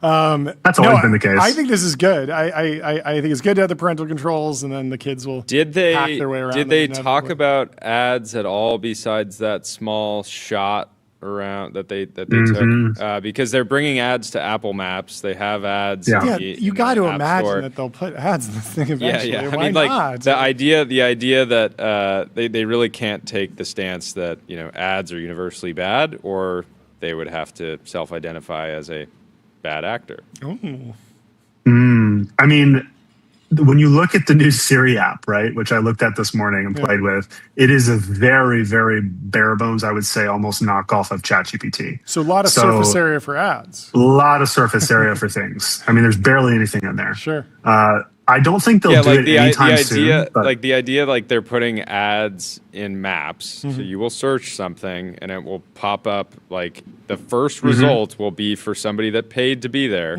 And then to be like, oh well, we would never put ads in, a web search experience. It doesn't really make sense. Well, also working with Google, the largest advertising company on earth, to help supply your AI strategy. I mean, one of my initial guesses that for like the longer term is that eventually the dollar flow would flip. So right now, Google pays Apple for the default search in Safari to be Google because they monetize Google searches with ads. And they give them a percentage of revenue. Yes. Very, very important distinction. Yes. But yes. Yes, and it's huge. And so my prediction was that eventually Siri would be so integrated with Gemini that there would be ads in the Gemini stream and Gemini tokens would be monetized because the cost would drop and the monetization would increase, and eventually Google would be paying Apple for the right to be in those those query streams that then are monetizable with links or affiliate links or ads or whatever they want to do. But I think all of the big tech companies are being, walk, crawl, run on this. But so maybe it's. I thought that too, John, but I don't think that's the strategy at all. I think Apple sees. I think what the smartest thing I heard, I think it was Dave Morin. He told me I could quote him. Shout out Dave Morin. I saw him after the keynote. Was shout out Dave. Was that Siri is the harness. So Apple's OS and Siri are the harness, and they've built this flexible new infrastructure underneath that could be a future model. They were hinting, but not saying explicitly in all my briefings that there will be future models that you can choose from or plug into this. And Google right now is their best partner for a myriad of reasons. We've talked about some of them, but they want to do all the post-training. They want to do the reinforcement learning. They want to make it Apple-y.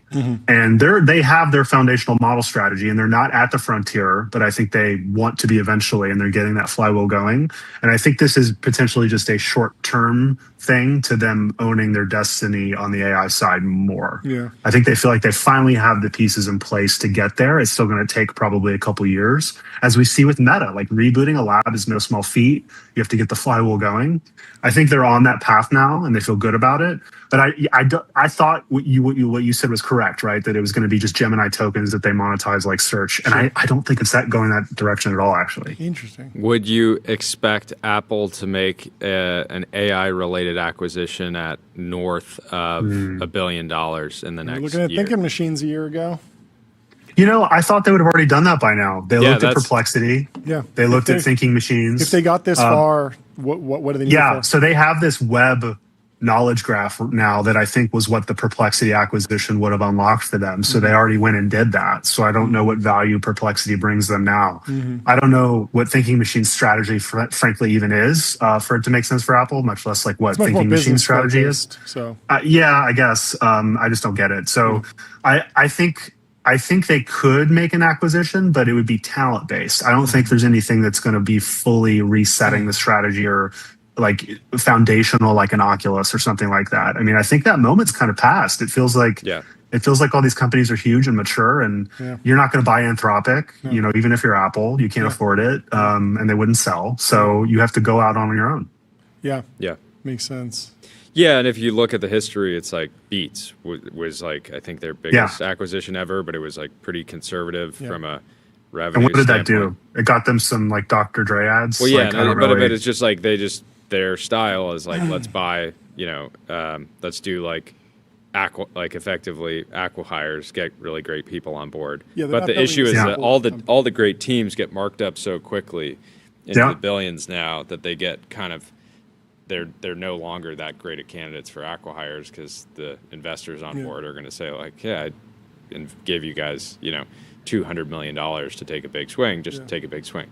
So how open do you think, to close it out, how open do you think the Siri ecosystem will be over the next year? Because I'm optimistic that the base Siri model will be good on launch, but even if I put aside the ChatGPT relationship, I imagine that Gemini is going to launch 3 new models that are better in Q1, Q2, Q3. They're going to be launching much more rapidly.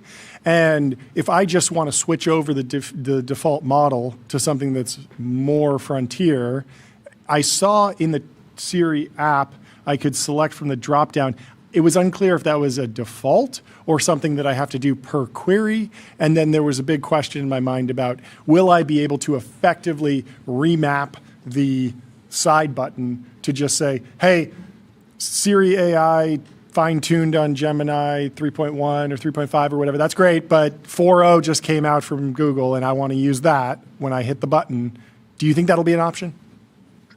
I think they want to get there to some degree, but the question is how much this harness needs to be custom fitted for a specific model and how plug and play these things are. I mean, we just saw with Fable today, right? Like this is kind of a new paradigm in a model. And would that work in a harness like Siri as it exists today? Yeah. Maybe the future of these models is actually being built in, sync with the harness that they're meant to exist in. Yeah. So I don't know if models will exist like search engines in the sense of like plug and play like that.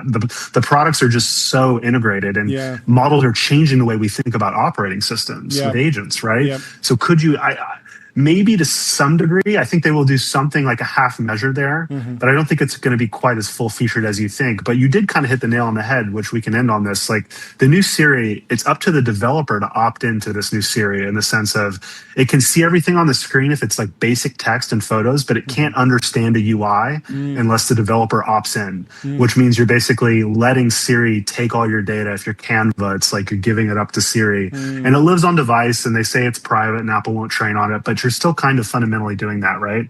And so that's going to be the big question is, will the Metas of the world, will the OpenAIs, the Anthropics open their apps up to Siri of their own accord because the users demand it or they think it's a good business strategy? But then you're giving that data, that valuable UI to Siri. So I don't know. That's going to be the next thing to watch, I think, in the coming months.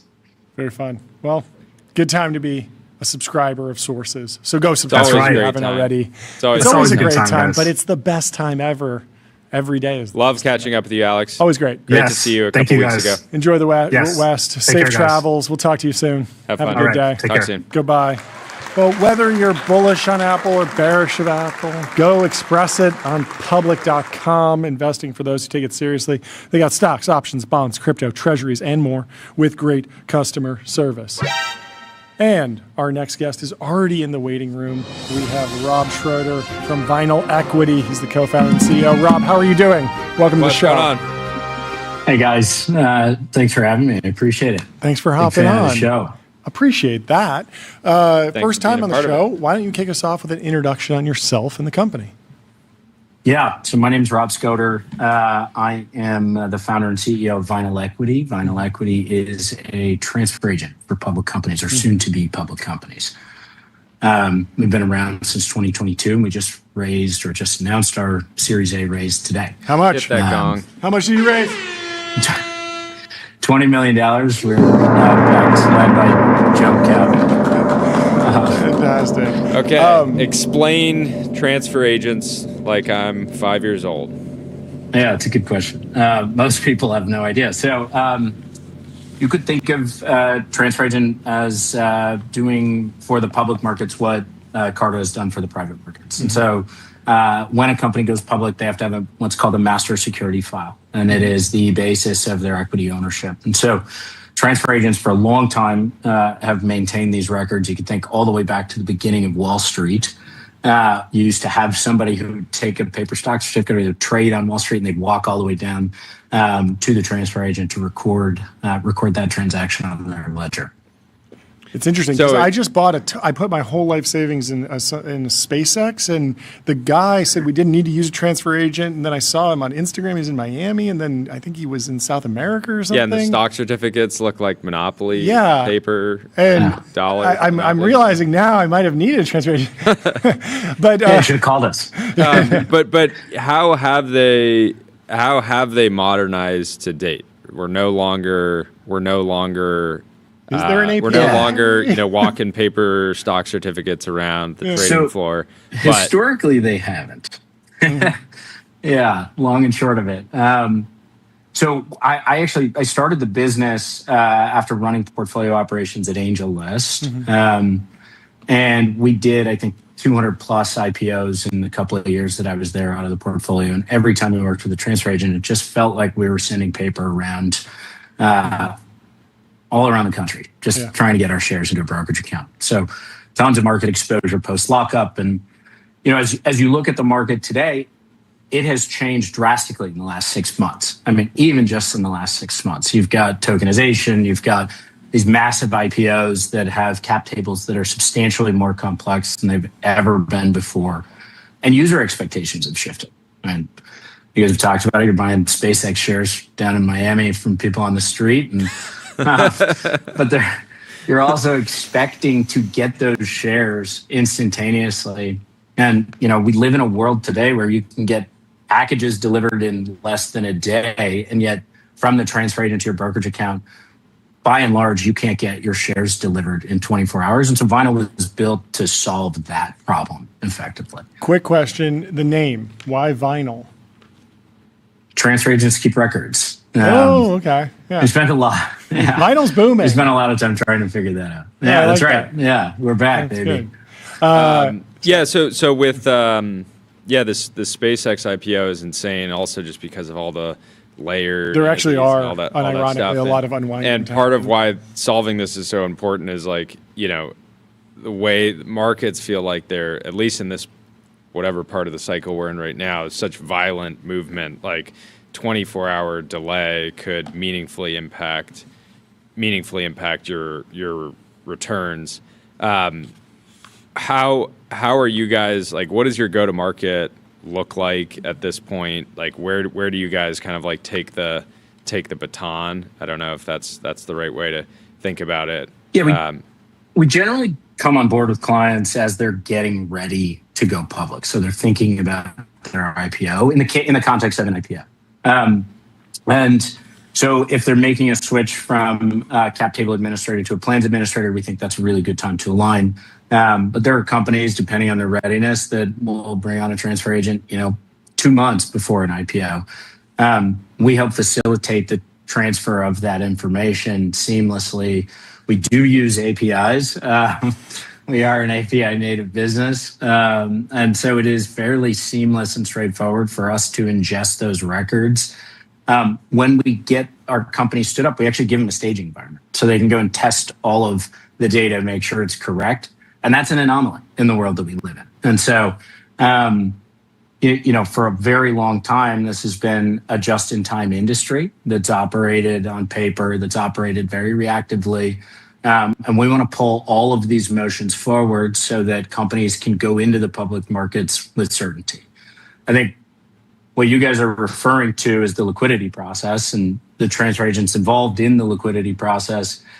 I talked to a family office the other day who told me that on average, they see shares show up post lockup 9 days after the lockup is lifted. And those shares will often see 10% delta in the pricing from when the lockup was lifted. And so our ambition is to make a more fluid capital markets from the point of issuance to delivery. And by being proactive and having more nimble systems, we're able to do that. Little bit of a somewhat related question. Bill Gurley hit the timeline earlier last night, 8 p.m. He said, if someone is telling you you are subject to a lockup agreement and your firm signed nothing with the lead underwriter, they are either lying or misinformed. Lockups are a silly contract with the underwriter, primarily to help engineer a secondary. Prove me wrong, all correct. He turned off reply, so you can't prove him wrong necessarily. But he said also it's never been enforced. The underwriting bank would have to sue for breach of contract. He asked AI, the best example of lockup breach. Couldn't find one. Try it yourself. Find a counterpoint. Please share. Can you explain what he's talking about? Do you have any idea what he's getting at? Is there any truth to this? Or do you want to push back and prove him wrong? So lockups are agreed on with underwriters for the purposes of smoothing out market entry and smoothing out volatility for all intents and purposes. And so, as he refers to it as sort of an abstract or created construct, it is, right? It is agreed on with the company as a way to manage the inflows and outflows of securities into the markets. Mm-hmm. The vast majority of companies, don't see the kind of demand that we're going to see, and probably the kind of volatility that we're going to see over the course of the next several months. And so, you see some creative constructs that have been proposed in the IPO that we're going to see on Friday, and then presumably some of the other IPOs coming down the pipe. So, and then also the company is signing a contract with the underwriter, the bank. And the company probably does have pretty solid legal recourse over the employee stock option pool, maybe the founders or current executives.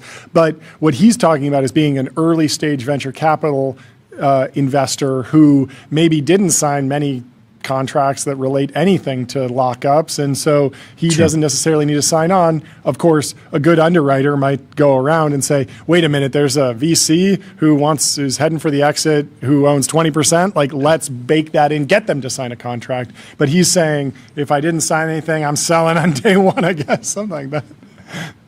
Yeah, by and large, you're going to find that liquidity is pretty tightly held or gated by the transfer agents and the brokerage. Sure. And so when those lockups are agreed to, they tend to get managed pretty tightly.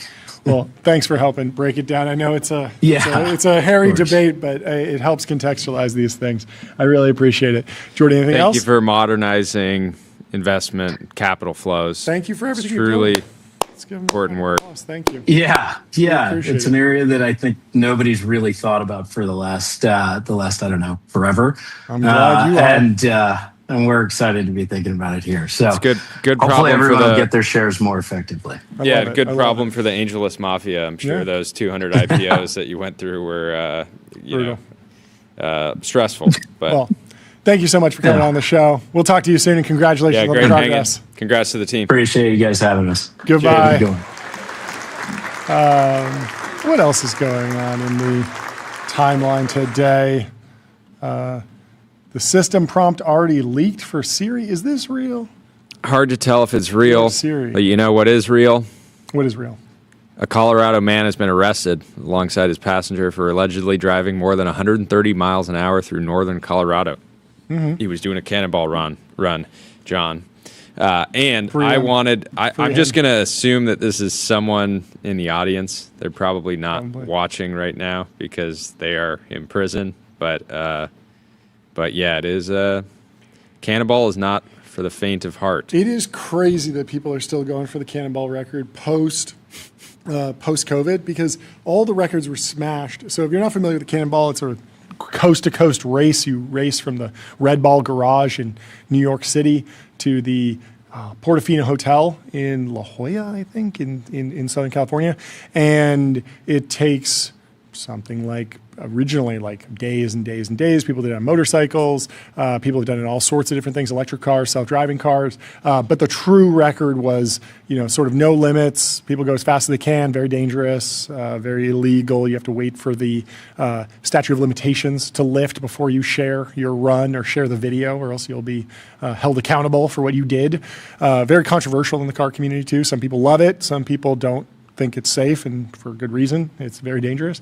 But a lot of people bring iPads and Waze and different maps and different radar detectors and all sorts of different things. Some Cannonball record holders actually had friends who piloted planes that flew in front of their car. They're going 200 miles an hour, planes going 250, and looking for cops ahead of them. So that was the level of detail. There's multiple stopping points. They plan out the gas. They have a fuel tank in the back, a fuel cell that holds an extra 50 gallons of gas or something like that, so you can stop less, a 2-stop, a 3-stop. These are the techniques. I'm roughly correct here. But during COVID, no one was driving. No one was on the roads, and this was before people were like, oh, well, I can't go to a crowded building, but I can go camping, so I will get on the road. But even the trucks were off the road, and the trucks are the slowest part because you get stuck behind a truck, you might not be able to get around. And so all the Cannonball records were smashed. Ed Bolian from VinWiki participated and did very well. I think he held the record for a while. Maybe he still does. But to go after it today in the modern era where technology is even better, the cops have better radar than ever. There's cameras and all sorts of things. Truly one of the boldest things you can do. So good luck to him on his legal fight. Maybe he'll be using a legal AI tool to get himself out of jail. I don't know. Harvey, don't make mistakes. Maybe. Anything else? Well, folks, we will be back tomorrow for a massive show. We got to talk about the Trojan horse for the Odyssey, the popcorn bucket. The TBPN effect. We have a giant horse, which might be a Trojan horse. We've never opened that thing up. We don't know what's inside. That is true. Can you imagine? But the Odyssey has released a limited edition Trojan horse popcorn bucket to commemorate the Odyssey. You can get it. People were fans of the sandworm popcorn bucket. This doesn't feel like it came from the mind of Christopher Nolan. This feels like some producer, some money man came up with this. I like it. I think it actually looks cool. I don't know how practical it is to eat your popcorn out of this Trojan horse, but it is very fun. And I like the popcorn's hidden inside the horse. I'll be picking one of these up. Production team, how is the process of obtaining tickets to the Odyssey? I've been seeing that it's very stressful. Hasn't been going well. Have you secured anything? We got some. You got some? Where are you going? Where are we going? You going to the Chinese theater? Chinese theater, IMAX. That's a good one. And you guys got tickets for like the whole team, right? Because like no, just production team. Oh, brutal! Wow. Okay, I see. Little division here. Okay, we'll solve it. We'll solve it. No, we got to get everyone out to the Odyssey. You should get your friends out to the Odyssey. Call everyone, buy a bunch of tickets. They're refundable on Fandango if you do it that way. And then the Coogan method. Get 20 tickets. Text everyone you know who's in town. Tell them be here at this time. You'll get some churn. Not everyone will show up. You refund those tickets. Then you charge everyone after the fact. It's a good strategy for having fun with some friends. Touching grass. Reminding yourself of what's real. It's important. Stay sane out there. Leave us 5 stars on Apple Podcasts and Spotify. Sign up for our newsletter, tbpn.com. See you tomorrow. Goodbye.